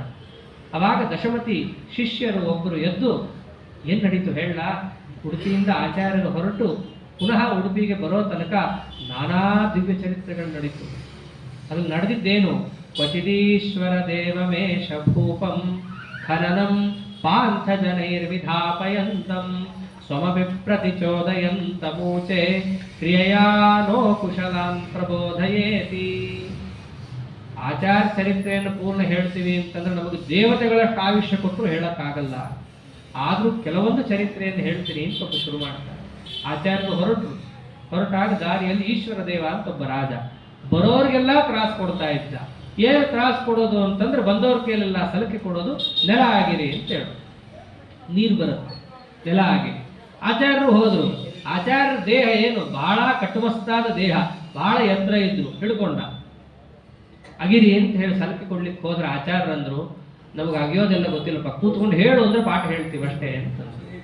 ಕ್ರಿಯೆಯಾ ನೋ ಕುಶಲಾನ್ ಪ್ರಬೋಧಯೇತಿ. ನಮಗೆಲ್ಲ ಅಗಿಯೋದು ಗೊತ್ತಿಲ್ಲ, ನೀ ಅಗದು ತೋರಿಸು, ನಾವು ಮುಂದೆ ಮಾಡ್ತೀವಿ ಅಂತಂದ್ರು. ಹೌದಾ, ನಾನು ತೋರಿಸಿದ್ರೆ ಮಾಡ್ತೀರಾ? ಹೌದು, ನೀ ತೋರಿಸಿ ನಿಲ್ಸು, ಮುಂದೆ ನಾವು ಮಾಡ್ತೀವಿ ಅಂತಂದ್ರು. ಹಾಗೆ ಅಂತ ಹೇಳಿ ಅವನು ಗುದ್ಲಿ ತಗೊಂಡು ಪಿಕಾಸೆ ತಗೊಂಡು ಅಗಲಿಕ್ಕೆ ಹೋದ್ರೆ ಪ್ರಕಾರಂ ಪ್ರಕಟೀಕರ್ತು ಆರಭ್ಯ ವಿರರಾಮನೋ ಮಹೀಯೋ ಮತಿ ಮಾಹಾತ್ಮ್ಯ ವೈವಶ್ಯೇನ ಖನನ್ ಖಲಹ. ಅಗಲಿಕ್ಕಂತ ಶುರು ಮಾಡಿದವನು ಆಚಾರ ಹಾಗೇ ಆಗು ಅಂತಂದ್ಬಿಟ್ರು. ಅಗೀತಾನೆ ನಿಂತ. ಆಚಾರ್ಯ ಏನ್ ಹೇಳಿದ್ರು? ನೀನು ಅಗದು ತೋರಿಸು, ನಾವು ಮುಂದಿನ ಮಾಡ್ತೀರಿ. ಆಗಿದ್ದರೆ ಆಯ್ತು, ನಾವೇನ್ ಮಾಡ್ಲಿ ಅಂದ್ಬಿಟ್ರ ಆಚಾರ್ಯ. ಯಾಕೆ? ನಾನೇ ನಾನೇನೋ ನೂನೇನ ನನುನ್ನಾಹ ನಾನಾ ನಾನೋ ನೂನಂ ನಾನೇ ನಾನೂನ ನಾನುನ್ನಹ ನಾನೂನ ನಾನುನ್ನಹ. ಅವ್ರ ಕಡೆಯಿಂದ ಪ್ರೇರಣೆಗೆ ಒಳಗಾಗದೇವರು ಅಂದ್ರೆ ಒಬ್ಬನೇ. ಯಾರು? ನಾನೇನಾ ನೂನನ. ಆ ನಾ ಪರಮಪುರುಷನಾದ ನಾರಾಯಣ ಒಬ್ಬ ಅವರಿಂದ ಪ್ರೇರಿತನಾಗಿಲ್ಲ. ಅವನೊಬ್ಬ ಬಿಟ್ಟು ಇನ್ನು ಸಮಸ್ತ ಬ್ರಹ್ಮಾಂಡವೂ ಕೂಡ ಅವರು ಹೇಳದಂಗೆ ಕೇಳ್ಕೊಂಡು ಬಿದ್ದಿರುತ್ತೆ. ಹಂಗಿದ್ದಾಗ ರುದ್ರಾದಿ ಜಗತ್ತೇನೆ ಅವ್ರು ಹೇಳದಂಗೆ ಕೇಳ್ಕೊಂಡು ಬಿದ್ದಾಗ ಇನ್ನು ಇವನು ಯಾವ ಚಿಕ್ಕ ಕ್ರಿಮಿ? ಆಚಾರ್ಯರು ಹಂಗೆ ಆಗು ಅಂದ್ರು ಹಂಗೆ ಒಳಗಿಂದ ಪ್ರೇರಣೆ ಮಾಡೋದು, ಗುದಲಿ ಮಾಡ್ಲಿಕ್ಕೆ ಕೂತು ತಲೆನೇ ಎತ್ತಿಲ್ಲ. ಈಗ ಆಚಾರ್ಯರ ವೈಭವ ಇದು ಮೊದಲು ನಡೀತು ಅಂತಂದ. ಹಂಗೆ ಅಂತ ಹೇಳಿ ಮುಂದಕ್ಕೆ ಹೋಗ್ತಾ ಹೋಗ್ತಾ ಏನಾಯ್ತು? ಅಲ್ಲೊಂದು ವಿಚಿತ್ರವಾದದ್ದು. ಮೇಲೆ ಹೋಗ್ತೀವಿ, ಗಂಗಾ ನದಿ ದಾಟೋದು ಹೇಗೆ ಅಂತ ಪ್ರಶ್ನೆ. ಎಲ್ಲಾ ದೋಣಿ ತಗೊಂಡು ಹೋಗ್ಬಿಟ್ಟಿದ್ದಾರೆ. ಕಾರಣ ಯುದ್ಧ. ಈ ತೀರದಲ್ಲಿದ್ದವ್ರಿಗೂ ಆ ತೀರದಲ್ಲಿದ್ದವ್ರಿಗೂ. ಅದು ಹಿಂದೂ ವರ್ಸಸ್ ಮುಸ್ಲಿಂ. ಅಲ್ಲಿ ಹಿಂದೂ ರಾಜನ ಕಡೆಯಲ್ಲಿದ್ದವರು ಎಲ್ಲರೂ ಕೂಡ ಯಾವ ದೋಣಿನೂ ಕೂಡ ಇಟ್ಟಿಲ್ಲ. ಇವರು ಸ್ವಾಮಿಗಳು ತಮ್ಮ ಮಿತ ಪರಿವಾರವನ್ನು ಕರ್ಕೊಂಡು ನದಿಗೆ ಹೋದ್ರು. ಶಿಷ್ಯರಿಗೆಲ್ಲ ಭಯ, ಏನ್ ಮಾಡ್ತಾರೋ ನಮ್ಮ ಗುರುಗಳು ಅಂತಿದ್ರೆ. ಇವರು ಅಂತಿಂತ ಗುರುಗಳ ನದಿಯಲ್ಲಿ ಇಳಿದೇ ಬಿಟ್ರು. ಅಂಥ ಶಿಷ್ಯರೇ ಅವರು. ಆಚಾರ್ಯರ ಹಿಂದೆ ಹೋಗಿದ್ರು. ನದಿಯಲ್ಲಿ ಆಚಾರ್ಯರು ಒಬ್ಬರೇ, ಗಂಗಾ ನದಿ ಪ್ರವಾಹ. ಸಾಮಾನ್ಯರಿದ್ದವ್ರೆಲ್ಲ ತಡೆದ್ರು, ಸ್ವಾಮಿಗಳು ನೀವೆಲ್ಲ ಹೋಗ್ಬೇಡ್ರಿ ಅಂತಂದು. ಇವ್ರು ಕೇಳ್ತಾರ ಅವ್ರ ಮಾತು? ಅವ್ರು ಹೋಗೋದು ಹೋಗ್ತಾನೆ ಇದ್ದಾರೆ. ಹೆಂಗ್ ಹೋದ್ರು? ಇಮಾನ್ ಸ್ವಸ್ವಪೂರ್ವಾಶ್ರಯಾನಾತ್ಮ ವಾಕ್ಯಾತ್ ಸಲೀಲಂ ದಯಾಲ ಸಮೂಲಾಶ್ರಯಾತ್ಮ ನಿಷೇಧೃನ್ ಅನಾಧೃತ್ಯ ಚಾನನ್ಯಲಂಘ್ಯಾಂ ತದಾತ್ಯಾಯತ್ತಾಂ ನದೀಂ ಸಂಸ್ಕೃತಿಂ ವಾ. ನದಿಯಲ್ಲಿ ಆಚಾರ್ಯರು ಇಳಿದು ಹೋದ್ರೆ ಹೆಂಗಿತ್ತು? ಆಚಾರ್ಯರ ಬೆನ್ನನ್ನು ಒಬ್ಬ ಹಿಡ್ಕೋಬೇಕು. ಆ ಹಿಡ್ಕೊಂಡವ್ರ ಬೆನ್ನನ್ನು ಇನ್ನೊಬ್ಬ, ಅವನ ಬೆನ್ನು ಇನ್ನೊಬ್ಬ. ಹೀಗೆ ಒಬ್ರೊಬ್ರು ಕೂಡ ಅವರವರ ಬೆನ್ನನ್ನು ಹಿಡ್ಕೊಂಡು ಆಚಾರ್ಯರ ಹಿಂದೆ ಹೋಗ್ತಾ ಇದ್ರೆ ಹೆಂಗಿತ್ತದು? ನದೀಂ ಸಂಸ್ಕೃತಿಂಬ. ಸಂಸಾರ ಸಮುದ್ರವನ್ನು ದಾಟಿಸುವ ಗುರುಗಳವರು. ತಾರತಮ್ಯೋಪೇತವಾಗಿ ಹೆಂಗೆ ನಾವು ಮಾಡ್ತೀವಲ್ಲ, ಆಚಾರ್ಯ ಬ್ರಹ್ಮಾಂತ ಗುರುವಸ್ಸಾಕ್ಷಾದಿಷ್ಟಂ ದೈವಂ ಶ್ರೇಷ್ಠಪತಿ ಅಂತ ಹಿಡ್ಕೊಂಡು ಪದ್ಮನಾಭ ತೀರ್ಥರು, ನರಹರಿ ತೀರ್ಥರಿಂದ ಹಿಡ್ಕೊಂಡು ನಮ್ಮ ಗುರುಗಳ ತನಕ ಪ್ರತಿಯೊಬ್ಬರ ಬೆನ್ನನ್ನು ಹಿಡ್ಕೊಂಡೇ ನಾವು ಹೋಗೋರು. ನೇರ ಆಚಾರ್ಯ ಹಿಡಿತೀವಿ ಅಂತ ಅವ್ರೇನು ಸಿಗ್ತಾರೆ? ಸರ್ವಥಾ ಸಿಗಲ್ಲ. ಅದನ್ನ ಎಲ್ಲಿ ತೋರಿಸಿದ್ರು? ಈ ಕಥೆಯಲ್ಲಿ ತೋರಿಸ್ತಾರೆ. ಆಚಾರ್ಯ ಬೆನ್ನನ್ನು ಒಬ್ಬ, ಅವನ ಬೆನ್ನು ಇನ್ನೊಬ್ಬ, ಅವನ ಬೆನ್ನನ್ನು ಇನ್ನೊಬ್ಬ, ಹೀಗೆ ಹಿಡ್ಕೊಂಡ್ ಬನ್ರಿ. ಯಾವ ಪ್ರವಾಹವೂ ಕೂಡ ನಿಮ್ಮನ್ನ ಏನೂ ಮಾಡೋಕ್ಕಾಗಲ್ಲ. ನಾನು ದಾಟಿಸ್ತೀನಿ ಅಂತ ಹೇಳಿ ಆಚಾರ್ಯರೇನೋ ದಾಟಿಸ್ತಾ ಇದ್ದಾರೆ. ಎದುರಿಗಿರೋ ತುರುಷ್ಕರೆಲ್ಲರೂ ಕೂಡ ಹೊಡಿರಿ, ಬಡಿರಿ, ಕಡಿರಿ ಅಂತ ಹೇಳಿ ತಾವು ನೀರಲ್ಲಿ ಹಾಕ್ತಾ ಇದ್ದಾರೆ. ಈ ದಡೆಯನ್ನು ಸೇರೋದೊಳಗೆ ಅವ್ರನ್ನ ಹೊಡೆದು ಮುಗಿಸ್ರಿ ಅಂತವ್ರು. ಆಚಾರ್ಯ ನಕ್ಕೆ ಬಿಡ್ತಾರಲ್ರೋ. ನಾವಿರೋದೇ ಸ್ವಲ್ಪ ಜನ, ಕೈಯಲ್ಲಿ ಒಂದೇ ಒಂದು ಆಯುಧನೂ ಇಲ್ಲ. ಬ್ರಾಹ್ಮಣರು ನೀವಿದ್ದೀರಾ, ಅವಳೆ ಯಮದೂತ ಇದ್ದಂಗಿದ್ದೀರಾ, ಕೈಯಲ್ಲೆಲ್ಲ ಆಯುಧ, ಜಾಸ್ತಿ ಜನ. ಇಷ್ಟೆಲ್ಲ ಇದ್ರು ನಮ್ಮಿಂದ ನಿಮಗೇನು ಭಯ? ನಾವೇನು ನಿಮ್ಮ ಜೊತೆ ಯುದ್ಧ ಮಾಡಕ್ ಬಂದಿಲ್ಲ. ಭವತಾಂ ಪತಿಂ ಕ್ಷಿತಿಪತಿಂ ದಿದೃಕ್ಷವಃ ಪ್ರತಿಯಾಮಕೇನ ಕಲಹಂ ಚಿಕೀರ್ಷಥ. ನಮ್ಮ ಜೊತೆ ಯಾಕೆ ಗಲಾಟೆ ಮಾಡ್ತೀರಾ? ಹೊಡೆದಾಡಕ್ಕೆ ಬಂದವ್ರ ಜೊತೆ ಹೊಡೆದಾಡಬೇಕು.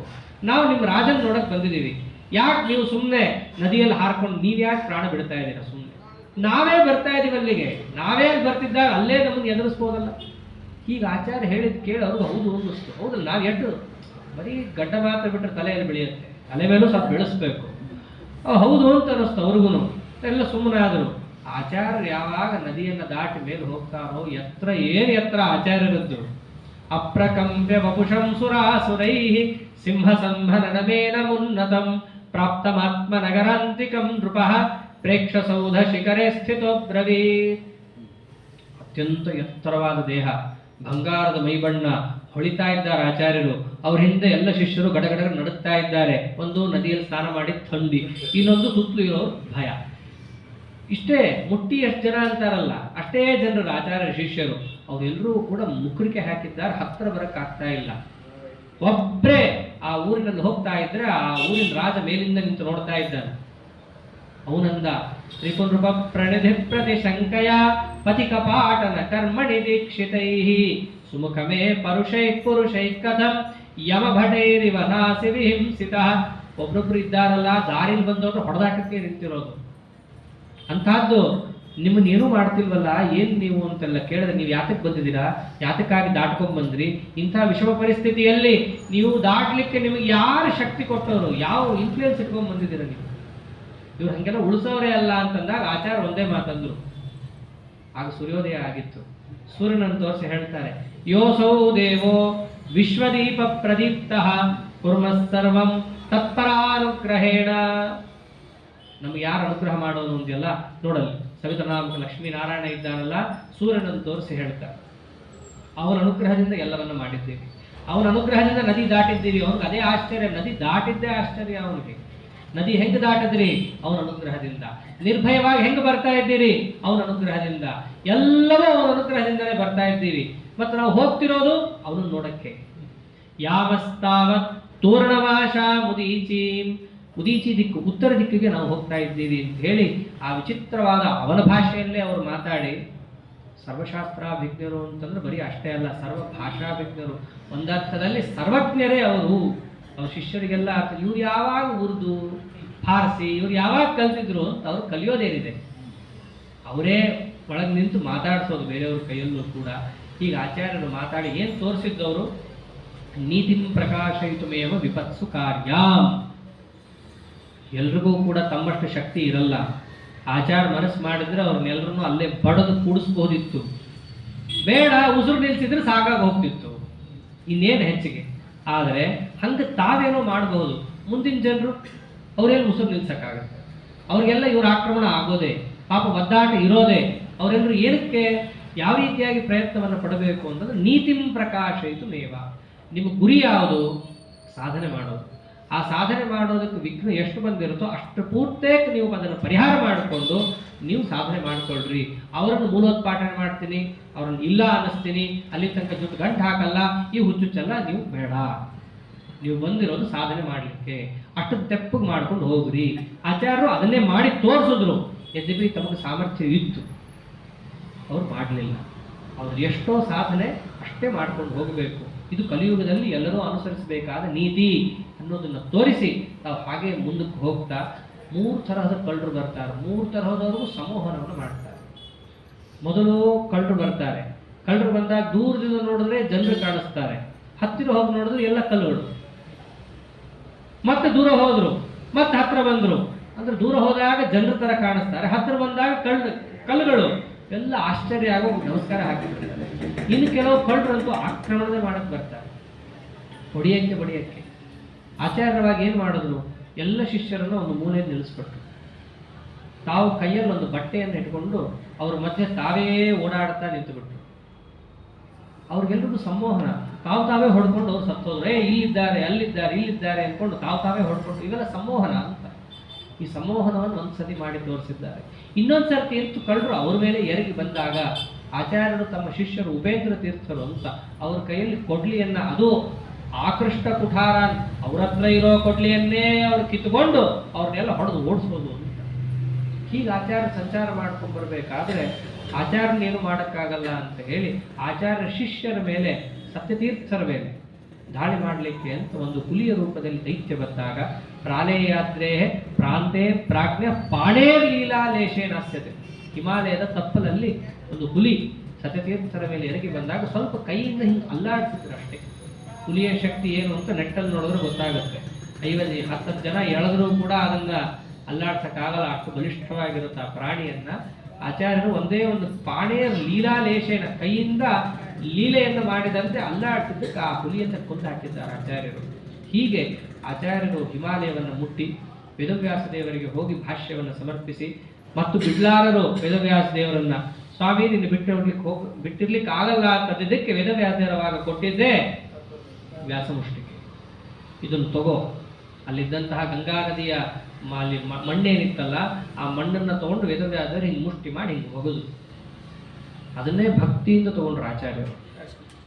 ಈಗ ನಾವು ಅಂತಿರ್ತೀವಲ್ಲ, ನಮ್ಮ ಗುರುಗಳು ಒಂದು ಪ್ರತಿಭೆ ಕೊಟ್ಟಿಲ್ಲ ರೀ ನಮಗೆ, ಅದೇನೋ ಕೊಟ್ಟರು, ಅದು ಕೂಡ ನೋಡ್ಲಿಕ್ಕೆ ಚಂದಿಲ್ಲ, ಬೇರೆಯವ್ರು ಕೊಟ್ಟಿದ್ದು ನೋಡ್ರಿ ಹೆಂಗಿದೆ, ಇವೆಲ್ಲ ಏನೇನೋ ಹುಚ್ಚುಚ್ಚು ಕಮೆಂಟ್ ಮಾಡ್ತೀವಿ. ಭಾಗವತದಲ್ಲಿ ಒಂದು ಮಾತು ಬರುತ್ತೆ, ನಾವು ಯಾವ ಪ್ರತಿಭೆಯನ್ನು ಪೂಜೆ ಮಾಡಬೇಕು ಅಂತ ಬಂದಾಗ ಗುರುದತ್ತ ಪ್ರತಿಮಾಭಿಹಿ ಅಂತ ಹೇಳ್ತಾರೆ. ಗುರುಗಳು ಏನನ್ನ ಇವನಿಗೆ ಕೊಡ್ತಾರೋ ಅಷ್ಟು ಮಾತ್ರ ಪೂಜೆ ಮಾಡಬೇಕು. ಎಲ್ಲೋ ಪ್ರತಿಭೆ ಅಂಗಡಿಯಲ್ಲಿ ಸಿಕ್ತು ಅಂತ ಹೇಳಿ ತಂದು ಹುಯಿ ಅಂತ ಪೂಜೆ ಮಾಡೋದಲ್ಲ. ಅವ್ರ ಗುರುಗಳು ಏನು ಕೊಟ್ಟರೆ ಅದನ್ನು ಮಾಡಬೇಕು. ಮಧ್ವಾಚಾರ್ಯ ಅವ್ರ ಗುರುಗಳು ಏನ್ರಿ ಕೊಟ್ಟಿದ್ದು? 8 ಕಲ್ಲು ಕೊಟ್ಟಿದ್ದು, ಅಕ್ಷರಶಃ ಕಲ್ಲು. ಅದು ಕೈ ಇಲ್ಲ, ಕಾಲಿಲ್ಲ, ಏನು ಕಲ್ಲು. ಈಗಲೂ ನೋಡ್ಬೋದು, ಬರೀ ಕಲ್ಲೇ. ಅದನ್ನು ಕೊಟ್ಟಿದ್ದಾರೆ ವೇದವ್ಯಾಸದೇವರು. ಅದನ್ನೇ ಪ್ರಾಪಸ ನಾರಾಯಣತಃ ಶುದ್ಧ ಶಿಲಾತ್ಮ ಪ್ರತಿಮಾಹ ಯಾಸು ಚ ಪದ್ಮ ಸಹಿತ ದೋಷಹಿತ ಸನ್ನಿಹಿತ. ಸಾಕ್ಷಾತ್ ಪದ್ಮಾ ಸಮೇತನಾದ ನಾರಾಯಣ ದೇವರು ನಿತ್ಯ ಅಲ್ಲಿ ಸನ್ನಿಧಾನ ಇಟ್ಟಿದ್ದಾರೆ. ಅಂತಹ ವ್ಯಾಸಮುಷ್ಟಿಕೆಗಳು 8 ಇದ್ದಾವೆ. ಅಂತಹ ವ್ಯಾಸಮುಷ್ಟಿಕೆಗಳನ್ನು ಕೊಟ್ಟಿದ್ದಾನೆ, ತಗೊಂಡ್ಬಂದಿದ್ದಾರೆ. ಅಷ್ಟೇ ಅಲ್ಲ, ಇನ್ನೊಂದು ಆದೇಶ ಮಾಡ್ತಾನೆ.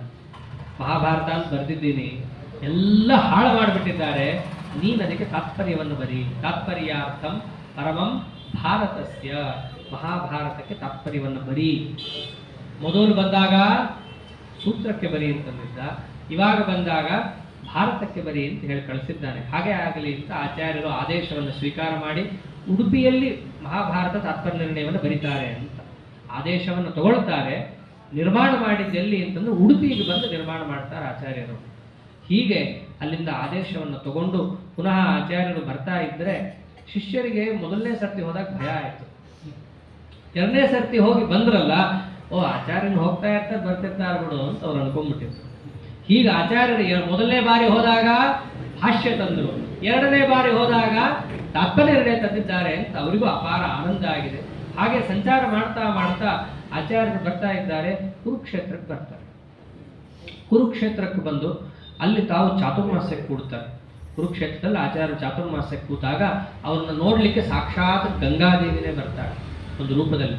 ಗಂಗಾದೇವಿ 2 ಬಾರಿ ಬಂದು ಆಚಾರ್ಯ ದರ್ಶನ ಮಾಡಿದ್ದು ಅಂತ. ಮೊದಲು ಆಶ್ರಮದ ಹೊಸದರಲ್ಲಿ ಅನಂತ ಸರಸ್ಸಿಗೆನೆ ಮೊದಲು ಬಂದು ಆಚಾರ್ಯರ ಸೇವೆಯನ್ನು ಮಾಡಿದ್ರೆ, ಇನ್ನೊಂದು ಬಾರಿ ಆಚಾರ್ಯನ ಕಾಣಲಿಕ್ಕೆ ಅಂತಾನೆ ಒಂದು ಮರದಿಂದ ಸೀಳಿಕೊಂಡು ಬರ್ತಾಳೆ ಗಂಗಾದೇವಿ.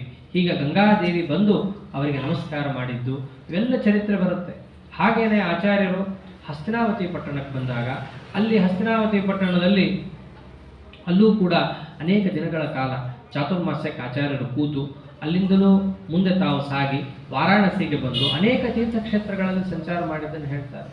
ಅಲ್ಲಿ ವಾರಾಣಸಿಗೆ ಬಂದಾಗ ಏನಾಗುತ್ತೆ, ಎಲ್ಲ ದೊಡ್ಡ ಶಿಷ್ಯರುಗಳು, ಒಳ್ಳೆ ಮಲ್ಲರಿದ್ದಂಥವ್ರು ಎಲ್ಲರೂ ಕೂಡ ನೋಡಿದ್ರು ಹಸ್ತಿನಾವತಿ ಪಟ್ಟಣಗಳು ಭೀಮಾ ಅಂತೆ ಆದಂತೆ ಎಲ್ಲ ಸುದ್ದಿ ಆಗಲೇ ದರಜರಿತ. ಭಾಷ್ಯದಲ್ಲೇ ಆಚಾರ್ಯ ಹೇಳಿದ್ದಾರೆ, ಯಶಸ್ತ್ರೀ ನುದಿತಾರ ವೇದವಚನೆ ಅಲ್ಲೇ ಬಂದಿರೋದು. ಅಲ್ಲಿ ವಾಯೋ ರಾಮ ವಚವನಯಂ ಪ್ರಥಮಕಂ ಪೃಕ್ಷೋ ದ್ವಿತೀಯಂ ಮಗುಹು ಮಧ್ವೋಯತು ತೃತೀಯಕಂ ಕೃತಮಿದಂ ಭಾಷ್ಯಂ ಹರವು ತೇನಹಿ. ಆಚಾರ್ಯರ ಭಾಷ್ಯದ ಕಡೆ ಶ್ಲೋಕ ಇದು. ಆವಾಗಲೇ ಆಚಾರ್ಯ ಹೇಳಿದ್ದಾರೆ, ನಾವೇ ಹನುಮಂತ ದೇವರು, ನಾವೇ ಭೀಮಸೇನ ದೇವರು, ಇದು 3ನೇ ಅವತಾರ, ಕೇಶವನಿಗೋಸ್ಕರ ಭಾಷ್ಯವನ್ನು ಬರಿತಾ ಇದ್ದೀವಿ ಅಲ್ಲೇ ಹೇಳಿದ್ದಾರೆ. ಎಲ್ಲ ಶಿಷ್ಯರಿಗೂ ಕೂಡ ಅದೊಂದಿತ್ತು, ಇವರೇನೋ ಭೀಮ ಅಂತೆ. ಅವಾಗ ಏನು ಮಾಡೋದಪ್ಪ, ನಾವು ಮಲ್ಲರು, ನಾವು ಒಂದು ಕೈ ನೋಡ್ತಿದ್ವಿ ಅಂತ ಅವರೆಲ್ಲ ಹಾಗಾಗಿ ಮಾತಾಡ್ಕೊತಿದ್ರು. ವಾರಾಣಸಿ ಮಾತಾಡ್ತಿರ್ಬೇಕಾದ್ರೆ ಆಚಾರ್ಯ ದೂರದಲ್ಲಿ ಕೇಳಿಸ್ಕೊತಾ ಇದ್ರಿ ಇವೆಲ್ಲ ಮಾತನ್ನು. ಆಗ ಒಂದ್ಸರ್ತಿ ಅವಕಾಶ ಕೊಟ್ಟೇ ಬಿಡೋಣ ಅಂತ ಹೇಳಿ ಆ ಎಲ್ಲ ಶಿಷ್ಯರುಗಳಿಗೂ ಕೂಡ ಒಂದು ಆದೇಶ ಕೊಡ್ತಾರೆ. ನಿಮ್ಗೆಲ್ರಿಗೂ ಒಂದು ಆದೇಶ ಕೊಡ್ತಾ ಇದ್ದೀವಿ, ನಿಮ್ಮ ಎಲ್ಲ ಬಲವನ್ನು ಬಳಸಿ ನಮ್ಮ ಮೇಲೆ ನೀವು ಆಕ್ರಮಣಕ್ಕೆ ಬರಬೇಕು. ಅಲ್ಲಿ 15 ಜನ ಇದ್ರು. 15 ಜನ ಬರಬೇಕು. ಒಂದು ವೇಳೆ ನಿಮ್ಮ ಶಕ್ತಿಯಲ್ಲಿ ಏನಾದರೂ ಕೂಡ ಕಮ್ಮಿ ಮಾಡಿಕೊಂಡು ನಾವೇನಪ್ಪ ಸ್ವಾಮಿಗಳ ಮೇಲೆ ಏನಪ್ಪ ಮಾಡೋದು ಅಂತೆಲ್ಲ ನಿಮ್ಮ ಮನಸ್ಸಿನಲ್ಲಿದ್ದರೆ ಹಂಗೆ ಇಟ್ಕೋಬೇಡ್ರಿ. ಹಂಗೇನಾದ್ರು ನೀವು ಮಾಡಿದ್ರೆ ನನ್ನ ಆದೇಶ ಮೀರಿದವರಂತ ಆಗ್ತೀರಾ. ಹಾಗಾಗಿ ಎಲ್ಲಾ ಬಲವನ್ನು ಬಳಸಿ ನನ್ನ ಮೇಲೆ ಯುದ್ಧಕ್ಕೆ ಬಂದ್ರಿ ಅಂತ ಅವ್ರಿಗಿತ್ತಲ್ಲ. ಭೀಮ ಅಂತೆ ನೋಡೇ ಬಿಡೋಣಂತೆ ಅಂತಿತ್ತಲ್ಲ, ಒಮ್ಮೆಲೆ ಬಂದು ಬೀಳ್ತಾರೆ. ಅವರು ಅಷ್ಟೂ ಜನರನ್ನು ಆಚಾರ ಒಂದೇ, ಅದೇನು ಪಟ್ಟು ಅದೇನು ಭೀಮಸೇನ ದೇವರನ್ನು ಕೇಳಬೇಕಾ ವೈಭವ. ಅಷ್ಟೂ ಜನರನ್ನು ಬಗ್ಗಿಸಿ 15 ಜನರ ಮೇಲೆ ತಮ್ಮೊಂದು ಕೈ ಇಡ್ತಾರೆ. ಅಷ್ಟೇ ಪುಟ್ಟು ಕೈ ಅದನ್ನ ಇಡ್ತಾರೆ. ಅದನ್ನ ಇಟ್ಟಿದ್ದೇ ತಡ ಬಾಯಿ ಬಡ್ಕೊತಾ ಇದ್ದಾರೆ. ಗುರುಗಳೇ ಕೈ ತೆಗಿರಿ. ಸೌಮೇರವಂ ಗೌರವಮ ವಹಂತಿ ತವಾಂಗಮಂಗಾಂಗುಲ ಯಶ್ಚನೋಂಗೆ ಪುರಾ ವಿನಶ್ಯಾಮಯಿತೋ ದಯಾಲೋ ಸ್ವಾಮಿನ್ ವಿಮುಂಚೇತ್ಯ ವದನ್ಸ್ತದಾತೆ. ನಿಮ್ ಕೈ ತೆಗಿರಿ, ಸಾಕಾಗಿ ಹೋಗಿದೆ ನಮ್ಗೆ, ಬೆಟ್ಟ ಹೇರ್ದಂಗಾಗಿದೆ ನಮ್ಗೆ. ಮೇಲಿದ್ದವನ್ ಕಥೆ ಅದು, ಕೆಳಗಿದ್ದವನ್ ಕಥೆ ಇನ್ನೇನಾಗಿತ್ತು.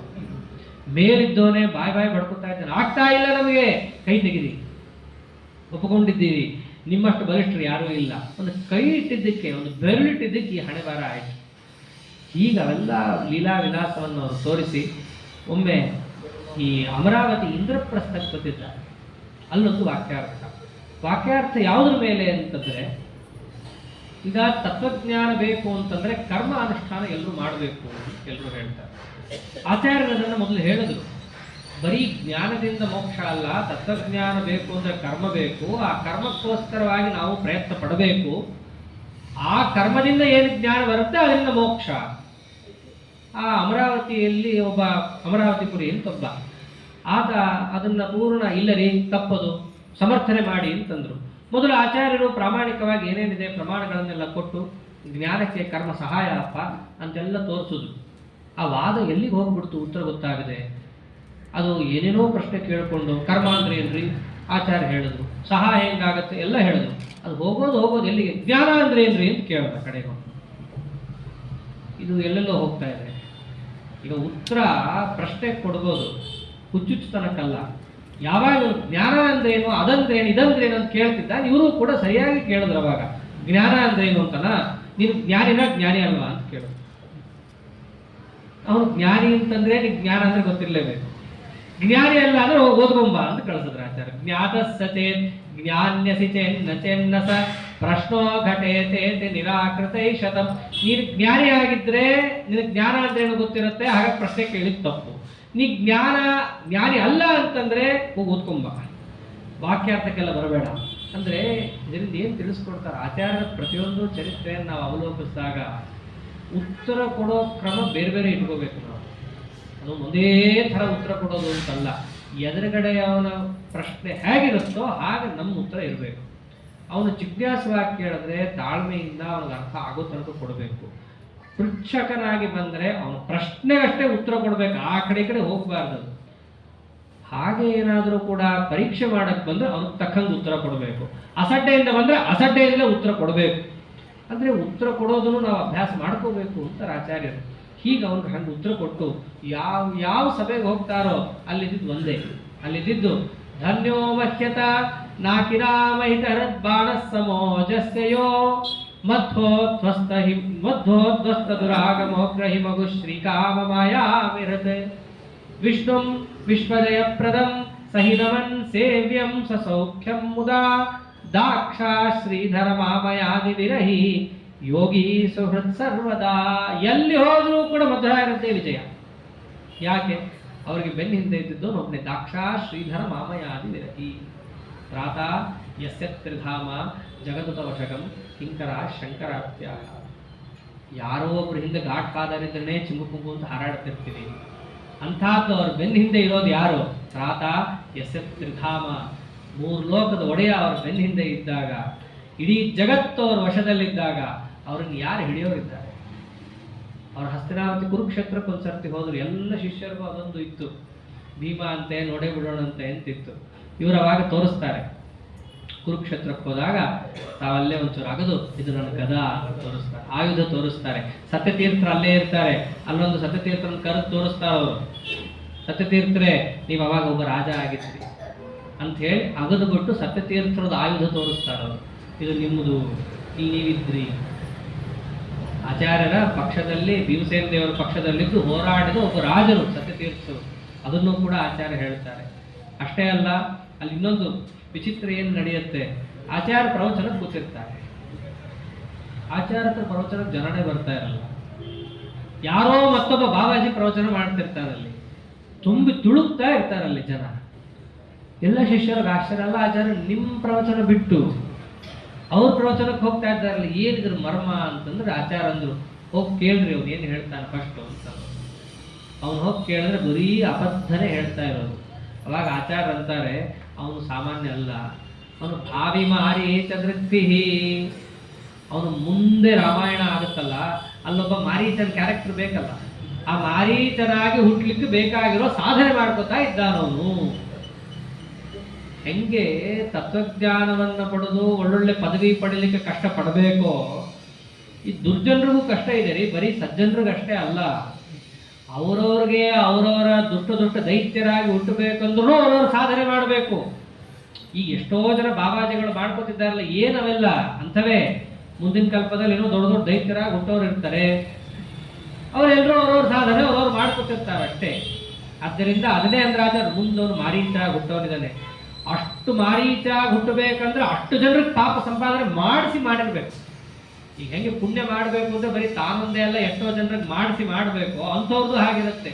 ಅಷ್ಟು ಜನರನ್ನು ಅಡ್ಡದಾರಿಗೆ ಎಳೆದು ನರಕಕ್ಕೆ ಹಾಕಿಸಿ ಆ ಪಾಪ ಇವನು ಪಡ್ಕೊಂಡ್ರೆ ಮುಂದೆ ಮಾರೀಚ ಆಗೋ ಒಂದು ಎಲಿಜಿಬಿಲಿಟಿ ಇವನಿಗೆ. ಅವನು ಅದು ಮಾಡ್ಕೊತಿದ್ದಾನೆ. ತತ್ವಜ್ಞಾನ ಹೀಗೆ ಜನ ಕಮ್ಮಿ ಇದ್ದಾರೆ ಅಂತ ಹೇಳಿ ವಿಷಯದಲ್ಲಿ ಅಪ್ರಾಮಾಣಿಕ ಬುದ್ಧಿ ಇಡಬೇಡ್ರಿ. ಕೆಲವರು ಹಾಗೆ ಕೇಳ್ತಾರೆ, ಸದ್ಗುರು ಇವ್ರನ್ನೆಲ್ಲ ನೋಡ್ರಿ ಎಷ್ಟು ಜನ ಸೇರ್ತಾರಲ್ಲಿ.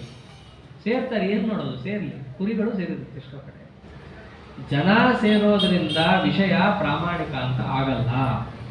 ಪ್ರಮಾಣ ಇದ್ದಾಗ ವಿಷಯ ಪ್ರಾಮಾಣಿಕ ಅಂತ ಆಗತ್ತೆ. ಪ್ರಮಾಣ ಇತ್ತ ಒಪ್ಪಣ, ಪ್ರಮಾಣ ಇಲ್ವಾ ಒಪ್ಪಲ್ಲ. ಅದು ಯಾರೇ ಹೇಳಿರಲಿ. ಅತಿ ನ್ಯಾಯಸುಧಾದಲ್ಲಿ ಟೀಕಾರಾಯರು ಒಂದು ಮಾತು ಅಂತಾರೆ, ಅದ್ವೈತಿಗಳ ಜೊತೆ ಭರ್ತಿ ವಾಕ್ಯಾರ್ಥ ನ್ಯಾಯಸುಧಾದಲ್ಲಿ. ಆಚಾರ್ಯರಂತೂ ಪ್ರತಿಯೊಂದು ಖಂಡನ ಮಾಡಿದ್ದಾರೆ. ಟೀಕಾರಾಯರು ಅಂತಾರೆ ಒಂದು ಮಾತು, ಆಚಾರ್ಯರು ಖಂಡನ ಮಾಡಬೇಕು ಅಂತ ಖಂಡನ ಮಾಡ್ತಿಲ್ಲ. ಅಂಗೀಕುರುಮಶ್ಚ ಶಶವಿಷಾಣಮಪಿ ಯದಿ ಪ್ರಾಮಾಣಿಕಂ ಸ್ಯಾತ್ ಅಂತಾರೆ. ಒಂದು ವೇಳೆ ನೀನು ಹೇಳಿದ್ದು ಪ್ರಾಮಾಣಿಕ ಆಗಿತ್ತು ಅಂತಂದ್ರೆ, ಒಂದು ವೇಳೆ ಶಶವಿಷಾಣಕ್ಕೂ ಪ್ರಮಾಣ ಇತ್ತು ಅಂತ ನಾವು ಒಪ್ಕೋತೀನಿ. ನೀ ಪ್ರಮಾಣ ಇರೋದು ಒಂದಾದ್ರೂ ಹೇಳು, ಒಪ್ಕೋತೀನಿ. ಎಲ್ಲ ಅಪ್ರಾಮಾಣಿಕ ಹೇಳಿ ಒಪ್ರಿಂದ ನಯಕ್ಕೆ ಒಪ್ತೀನಿ, ಒಪ್ಪಲ್ಲ, ಖಂಡನನೇ ಮಾಡ್ತೀನಿ ಅಂತಾರೆ ಟೀಕಾರ. ಹಾಗೇನೆ ಆಚಾರ್ಯ ಇಲ್ಲೂ ಕೂಡ ಅವ್ನು ಹೇಳಿದ್ದು ಪ್ರಾಮಾಣಿಕನ ಅಪ್ರಾಮಾಣಿಕ ನೋಡ್ರಿ, ಶುದ್ಧ ಅಪ್ರಾಮಾಣಿಕವಾದದ್ದು ಹೇಳ್ತಾ ಇದ್ದಾನೆ ಅವನು ಸಾಧನೆ ಅವ್ನು ಮಾಡ್ಕೋತಾ ಇದ್ದಾನೆ. ಜನ ಸೇರ್ತಿಲ್ಲ ಅಂತ ತಲೆ ಕೆಡಿಸ್ಕೋಬೇಡ್ರಿ. ತತ್ವಜ್ಞಾನ ಹೀಗಿದೆ. ಈಗ ಆಚಾರ್ಯರು ಅನೇಕ ಚರಿತ್ರೆ ಅಷ್ಟೇ ಅಲ್ಲ, ಇನ್ನೊಂದು ರಹಸ್ಯವಾದದ್ದೆಲ್ಲ ಪಂಡಿತಾಚಾರ್ಯ ಹೇಳ್ತಾರೆ. ಒಬ್ಬ ರಾಜನ ಒಂದು ರಾಜ್ಯಕ್ಕೆ ಹೋಗ್ತಾರೆ ಆಚಾರ್ಯರು. ಅಲ್ಲಿ ಹೋದಾಗ ಬಾಗಿಲು ಹಾಕೊಂಡ್ಬಿಟ್ಟಿರ್ತಾರೆ. ಬಾಗಿಲು ಹಾಕ್ಕೊಂಡಾಗ ಆ ರಾಜನ ಕುತೂಹಲ, ಏನು ಮಾಡ್ತಿದ್ದಾರೆ ಸ್ವಾಮಿಗಳು ಒಳಗಡೆ ವಸ್ತುತಃ ಆಚಾರ್ಯರು ದೇವತೆಗಳ ಜೊತೆ ಸಂಭಾಷಣೆಯನ್ನು ಮಾಡ್ತಾ ಇರ್ತಾರೆ. ಬಾಗಿಲು ಬಡಿತಾನೆ. ಆಚಾರ್ಯ ಬರಬೇಡ, ಬಂದು ಸತ್ತೋಗ್ತೇನೆ ನೀನು ಅಂತಂತಾರೆ. ಅಲ್ಲಿಂದಲೇ ಕೇಳಲ್ಲ, ಬಾಗಿಲು ತೆಗೆದು ಹೋಗೇ ಬಿಡ್ತಾನೆ ಒಳಗೆ. ಕಣ್ಣು ಕೆಂಪಾಗೋಗುತ್ತೆ ಆಚಾರ್ಯರದ್ದು. ಅದನ್ನು ನೋಡಿದವನಿಗೆ ಭಯ ಆಗೋಗುತ್ತೆ. ಆಚಾರ್ಯರ ಉಗ್ರ ರೂಪವನ್ನು ನೋಡಿದ ತಕ್ಷಣ ಪುರೋಹಿತರನ್ನೆಲ್ಲ ಕರೀತಾ ಇದ್ದಾನೆ. ಯಾಕೆ ಸತ್ತೇ ಹೋಗ್ತೀನಿ ಅನ್ನೋ ಭಾವನೆ ಬಂತವ್ರು. ಯಾಕೆ ಹೇಳಿದ್ರೆ ನೀ ಸತ್ತೋಗ್ತೇ ಅಂತಲೇ ಹೇಳಿದ್ರು ಆಚಾರ್ಯರು. ಪುರೋಹಿತರನ್ನೆಲ್ಲ ಕರೆದ್ರು. ಆ ಪುರೋಹಿತರು ಬಂದ್ರು, ಆಚಾರ್ಯ ಕಾಲಿಗೆ ಬೀಳ್ತಾ ಇದ್ದಾರೆ. ಸ್ವಾಮಿ ಹೆಂಗಾರು ಮಾಡಿ ರಾಜನ ಉಳಿಸ್ಬೇಕು, ಅಟ್ಕೋಪ ತೋರಿಸ್ಬಾರ್ದು ನೀವು. ಆಯ್ತಾ, ಪುರೋಹಿತರ ಮೇಲೆ ಕಾರಣದಿಂದ ಆಚಾರ್ಯರು 6 ತಿಂಗಳು ಆಯುಷ್ಯ ಕೊಡ್ತಾರೆ. ಅವನ ರಾಜ ಬಿಡ್ಲೇ ಇಲ್ಲ, ಭಯ ಆಗೋಯ್ತು. ನೀವು ಹೋಗೋದೇ ಬೇಡ ನಮ್ಮ ರಾಜ್ಯದಿಂದ ಅಂತ ಹಿಡ್ಕೊಂಡ್ಬಿಟ್ಟ. ಹೋಗ್ಲೇಬೇಡ್ರಿ ನೀವು, ನಮ್ಮ ರಾಜ್ಯದಿಂದ ಹೋಗ್ಲೇಬೇಡ್ರಿ ಅಂತ ಕೂತ. ಆಚಾರವಾಗಿ ಹೆಂಗ್ ಮಾಡ್ಬೇಕು ಅವಾಗ? ಮೊದಲು ಅವ್ರ ಶಿಷ್ಯರನ್ನೆಲ್ಲ ಕಳಿಸ್ಬಿಟ್ರು, ನೀವು ಮೊದಲು ಹೊರಟೋಗ್ರಿ. ಅವರೊಬ್ಬರೇ ಉಳ್ಕೊಂಡ್ರು. ಕಡೆಗೆ ಅವರು ಕೂಡ ಅದೃಷ್ಟಗತಿ ರಕ್ತಭೂತ್ ನೃಪನೃಮಂಡಲೇ ರುದ್ಯತೈ. ಅವ್ನು ಹೇಗೆ ಮಾಡ್ಬಿಟ್ಟ ಅಂತಂದ್ರೆ, ಆಚಾರ್ಯರ ಆ ಮನೆಯಿಂದಲೇ ಹೋಗ್ಬಾರ್ದು, ಎಲ್ಲ ಕಡೆ ಹೌಸ್ ಅರೆಸ್ಟ್ ಮಾಡ್ಬಿಟ್ಟ. ಈ ಅಯೋಗ್ಯರು ಅಯೋಗ್ಯ ಕೆಲಸನೇ ಮಾಡ್ತಾರೆ ಅನ್ನಕ್ಕೆ 6 ತಿಂಗಳು ಆಯುಷ್ಯ ಕೊಟ್ಟಿದ್ರು. ಸಾಧನೆ ಮಾಡ್ಕೋಬೇಕು. 7 ದಿನ ಕೊಟ್ಟಾಗ್ಲೇ ಭಾಗವತ ಕೇಳಿದ್ದ. ಅಂಥದ್ದು 6 ತಿಂಗಳು ಕೊಟ್ಟಿದ್ರು. ಆಚಾರ್ಯ ಅಂತವ್ರು ಸಿಕ್ಕಿದ್ರು. ಕೇಳಬೇಕು 2 ಅಕ್ಷರ ಇಲ್ಲ, ಹೌಸ್ ಅರೆಸ್ಟ್ ಇಟ್ಟಿದ್ದ ಅವನ್ನ. ಅಲ್ರಿ, ಗಾಳಿನ ಕಟ್ಟಾಕಕ್ಕಾಗತ್ತ? ಯಾರಿಗೆ ಹೌಸ್ ಅರೆಸ್ಟ್ ಇವನು ಇಡೋದು? ಆಚಾರ್ಯ ಎಲ್ಲ ಶಿಷ್ಯರನ್ನು ಕಳಿಸಿ, ಈಗ ಶಿಷ್ಯರಿದ್ರೆ ಅದೊಂದು ಸಮಸ್ಯೆ, ಅವ್ರನ್ನ ಹೆಂಗೆ ಅದೃಶ್ಯ ಮಾಡೋದು, ಅದಕ್ಕೆ ಅವ್ರನ್ನೆಲ್ಲ ಒಂದು ಕಳಿಸ್ಬಿಟ್ರು. ತಾವೊಬ್ಬರೇ ಹಾಲಲ್ಲಿದ್ದಾರೆ ಅಂತ ಅನ್ಕೊಂಡು ರಾಜ ಬಂದು ನೋಡ್ದ, ಎಲ್ಲಿದ್ದಾರೆ ಅವರು? ಗಾಳಿ ರೂಪದ ಅದೃಶ್ಯ. ಅದೃಷ್ಟಗತಿ ರಪ್ಯಭೂತ ನೃಪ ನೃಮಂಡಲೈರುದ್ಯತೈ. ಆಚಾರ್ಯ ಅಲ್ಲಿಂದ ಅದೃಶ್ಯರಾಗಿ ಹೋಗ್ಬಿಟ್ಟಿದ್ದಾರೆ. ಆಚಾರ್ಯರು ಹೋಗಿದ್ದಾರೆ. ಅವ್ರು ಹೇಳಿದ್ರು 6 ತಿಂಗಳು ಅಷ್ಟೇ ನಿಂದು ಅಂತ ಹೇಳಿ. 6 ತಿಂಗಳಾಗಿ ಮರುದಿನನೇ ಅವನ ರಾಜ್ಯ ಸಂಪೂರ್ಣ ನಾಶ ಆಗೋಗಿದೆ, ಅವನು ನಾಶ ಆಗೋಗಿದ್ದ. ಆಚಾರ್ಯರ ಉಗ್ರ ರೂಪ ಆಗಿದೆ. ಇದನ್ನೂ ಕೂಡ ಅದನ್ನೇ ಹೇಳ್ತಾರೆ ಪಂಡಿತಾಚಾರ್ಯ ಗ್ರಸನ ಮಾಡ್ತಾರೆ, ಅದೃಷ್ಟಗತಿ ರಪ್ಯಭೂ. ಹೀಗೆ ಆಚಾರ್ಯರು ತಮ್ಮ ವಿಚಿತ್ರವಾದ ಲೀಲೆಯನ್ನು ಕೂಡ ತೋರಿಸಿದ್ದಾರೆ. ಇದೆಲ್ಲ ಒಬ್ಬ ಹೇಳ್ತಾ ಇದ್ದಾನೆ ಉಡುಪಿಯಲ್ಲಿ ಹಿಂಗಿಂಗ್ ನಡೀತು ಅಂತ ಹೇಳಿ. ಹಾಗೆ ಋಷಿಕೇಶಕ್ಕೂ ಬಂದಾಗ ಅಲ್ಲಿ ಯಾರು ಭಿಕ್ಷಾ ಹಾಕೋರು? ರುದ್ರದೇವರೇ ಬಂದರು. ಒಬ್ಬರು ಬ್ರಾಹ್ಮಣ ವೇಷದಲ್ಲಿ ಬಂದು, ಗುರುಗಳೇ ಇಲ್ಲಿ ತನಕ ಬಂದಿದ್ದೀರಿ ಋಷಿಕೇಶಕ್ಕೆ, ಅವರ ನಮ್ಮ ಕ್ಷೇತ್ರ, ಅಲ್ಲಲ್ಲಿ ಲಿಂಗಗಳೇ ಜಾಸ್ತಿ, ಹೋದಲ್ಲಿ ಬಂದಲ್ಲಿ ಲಿಂಗಗಳಲ್ಲಿ, ನಮ್ಮ ಕ್ಷೇತ್ರಕ್ಕೆ ಬಂದಿದ್ದೀರಿ, ಆದ್ದರಿಂದ ನಮಗೆ ಅನುಗ್ರಹ ಮಾಡಬೇಕು, ನಮ್ಮ ಶಿಷ್ಯ ಇದ್ದಾನೆ, ಅವನ ಕೇಳಿ ಹೇಳಿಸ್ತೀನಿ ಅಂತೇಳಿ ರುದ್ರದೇವರು ಒಬ್ಬನ ಕನಸಲ್ಲಿ ಬಂದು ಒಂದ್ಸರ್ತಿ ಬಂದು ಹೇಳಿದ್ರು. ಅವನು ಕೇಳಲೇ ಇಲ್ಲ ಮಾತು. ಕನಸು ಅದರಲ್ಲೇ ಬೀಳ್ತಾ ಇರತ್ತೆ, ಏನಕ್ರಿ ನಾವು ತಲೆ ಕೆಡಿಸ್ಕೋಬೇಕಂತ ಕೇಳಲೇ ಇಲ್ಲ. 2 ಸರ್ತಿ ಬಂದ್ರು. ಓಹೋ, 3ನೇ ಸರ್ತಿ ಬಂದು ಹೇಳಿದ್ರು, ಖಬರ್ದಾರ್ ಹೋಗಲ್ಲಿ ಭಿಕ್ಷಾ ಮಾಡಿಸು ಆಚಾರ್ಯರಿಗೆ ಅಂತ ಹೇಳಿ. ಅವಾಗ ಹೋದ. ಸ್ವಪ್ನಂ ದೃಷ್ಟೋಪ್ಯದೃಷ್ಟ ಸ್ವಪತಿ ವಿಹಿತವಾನ್ ವಿಸ್ಮಯಂ ದೇಹಬಾಜಾಂ ಸ್ವಪ್ನೇ ಸ್ವಪ್ರೇರಿತಾನ್ಯ ಸ್ಥಳಗ ನಿಜ ನರೋಪಾಹೃತೈರ್ ಭಕ್ಷ ಭೋಜ್ಯೈ ಪ್ರಾಚ್ಯೈ ಪ್ರಾಭೋಜಯತ್ವಂ ಗುರು ಅಖಿಲ ಗುರುಂ ವೇದಯನ್ ವೇದ ಬಂಧು. ಅವ್ರು ನಮ್ಮ ಗುರುಗಳು. ರುದ್ರದೇವರು ಹಂಗೆ ಹೇಳ್ತಾರಲ್ಲಿ. ಅಲ್ಲಿ ಬಂದಿದ್ದಾರಲ್ಲ ಅವ್ರು ಅಂತಿಂತವರಲ್ಲ, ಅವ್ರು ನನ್ನ ಗುರುಗಳು. ಬರೀ ನನ್ನ ಗುರುಗಳಷ್ಟೇ ಅಲ್ಲ, ಗುರುಂ ಅಖಿಲ ಗುರುಂ. ಯಾರಿಗಾದರೂ ಜಗದ್ಗುರು ಅನ್ನೋ ಶಬ್ದ ಹತ್ತುತ್ತೆ ಅಂತಂದ್ರೆ ಅದು ಒಬ್ಬರಿಗೆ, ಇದು ಮುಖ್ಯ ಪ್ರಾಣದೇವರಿಗೆ ಮಾತ್ರ. ಆನಂದ ತೀರ್ಥ ಭಗವತ್ ಪಾದಾಚಾರ್ಯರಿಗೆ ಹತ್ತುವಂಥ ಶಬ್ದ ಅದು. ಎಲ್ರಿಗೂ ಹಾಕೋತೀವಿ ಅಂದ್ರೆ ಆಗೋದೂ ಇಲ್ಲ. ಅಂತಹ ಆಚಾರ್ಯರಿಗೆ ತಾವು ಭಿಕ್ಷಾನ್ನವನ್ನು ಕೊಟ್ಟು ಮಾಡಿಸಿದಂತಹ ಚರಿತ್ರೆ ಋಷಿಕೇಶದಲ್ಲೆಲ್ಲ ನಡೆಯುತ್ತೆ.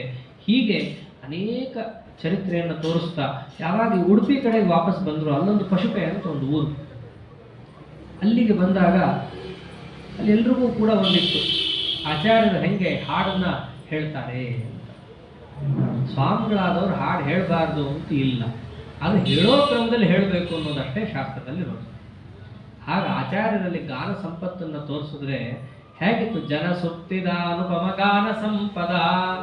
ಎಲ್ಲರಿಗೂ ಕೂಡ ಪ್ರಾಜ್ಞನಾಮಕ ಪರಮಾತ್ಮನನ್ನು ಅಪ್ಪಿಕೊಂಡ ಅನುಭವ ಅಲ್ಲೇ ಆಯಿತು. ಅದು ಹೇಗಿತ್ತು? ಪುಷ್ಪಮುತ ಫಲ ಮಹೋ ವಿದಧೆ. ಒಂದು ಬೀಜ ತಗೊಂಡು ಕೈಯಲ್ಲಿ ಹಿಡ್ಕೊಂಡು ಹೇಳ್ತಾ ಇದ್ರೆ ಆಚಾರ್ಯರ ಗಾನ ಸಂಪತ್ತಿಗೆ ಅದು ಅಂಕುರ ಹೊಡಿತು, ದೊಡ್ಡದಾಯಿತು, ಮರ ಆಯಿತು, ಚಿಗುರು ಹೊಡಿತು, ಎಲೆ ಬಂತು, ಹಣ್ಣು ಹೂ ಆಯಿತು, ಹಣ್ಣು ಬಂತು. ಆಚಾರ್ಯರ ಗಾನ ಸಂಪತ್ತಕ್ಕಷ್ಟಿದೆ.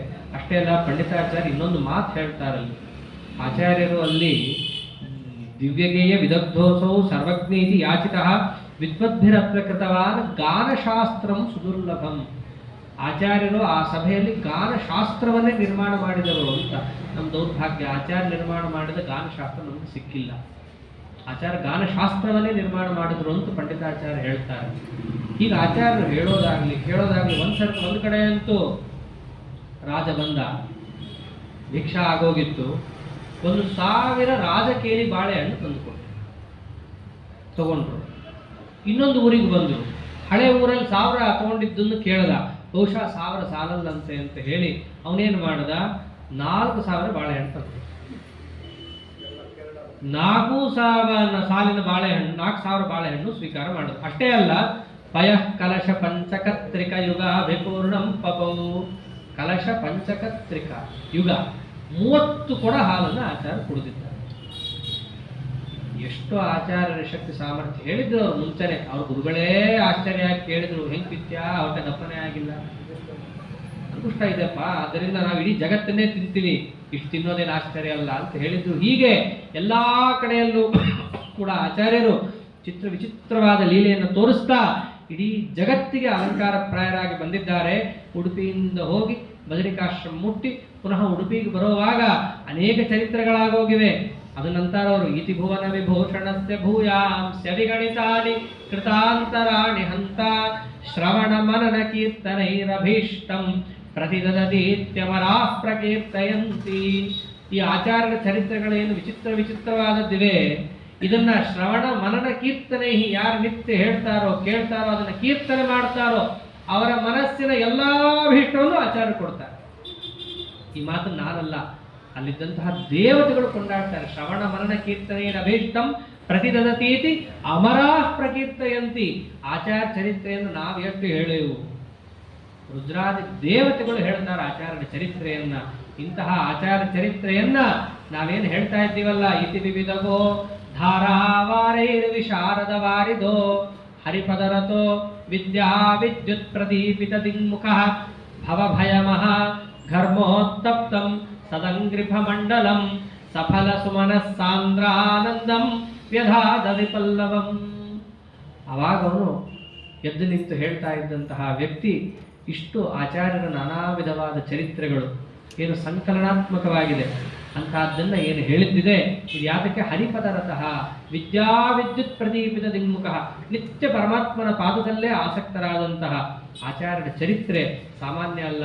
ಇದನ್ನು ನನ್ನ ಕೈಲಾದಷ್ಟು, ನನಗೆ ತಿಳಿದಷ್ಟು, ನನಗೆ ಕಂಡಷ್ಟು, ನನ್ನ ಶಬ್ದ ಸಾಮರ್ಥ್ಯ ಇದ್ದಷ್ಟು ಹೇಳಿದ್ದೇನೆ ಅಂತ ಆ ವ್ಯಕ್ತಿ ಹೇಳಿ ಕೂತ ಮೇಲೆ ಆಚಾರ್ಯರು ಅಲ್ಲಿ ಭಾಷ್ಯ ಪ್ರವಚನವನ್ನು ಪ್ರಾರಂಭ ಮಾಡ್ತಾರೆ. ಉಡುಪಿಯಲ್ಲಿ ಇಷ್ಟೆಲ್ಲ ಮಾತುಕತೆಗಳಾಗತ್ತೆ, ಹೋಗಿ ಬಂದಾಗ ಏನಾಯಿತು, ಇಷ್ಟೆಲ್ಲ ಕಥೆಗಳಾಯಿತು ಅಂತ ಹೇಳಿದ ಮೇಲೆ ಎಲ್ಲ ಜನರು ಕೂತಾಗ ಆಚಾರ್ಯರವಾಗ ಭಾಷ್ಯ ಪ್ರವಚನವನ್ನು ಮಾಡ್ತಾರೆ. ಯಾವ ರೀತಿಯಾಗಿ ಭಾಷ್ಯ ಪ್ರವಚನ ಮಾಡಿದ್ರು, ಅದರ ವೈಭವ ಎಂಥದ್ದು, ಅದರ ವೈಭವನ ಅಂತಿಂತವರೆಲ್ಲ ಸಾಕ್ಷಾತ್ ಶೇಷದೇವರು ಹೇಗೆ ಕೊಂಡಾಡಿದ್ದಾರೆ ಇತ್ಯಾದಿ ಕಥಾಭಾಗವನ್ನು ನಾಳೆ ದಿವಸ ನೋಡೋಣ ಅಂತ ಹೇಳ್ತಾ ಅದೇ ಯಥಾಮತಿ ಕಥಾಭಿಪ್ರಾಯ ಶ್ರೀಕೃಷ್ಣಾರ್ಪಣಮಸ್ತು. ಹರಯೇ ನಮಃ.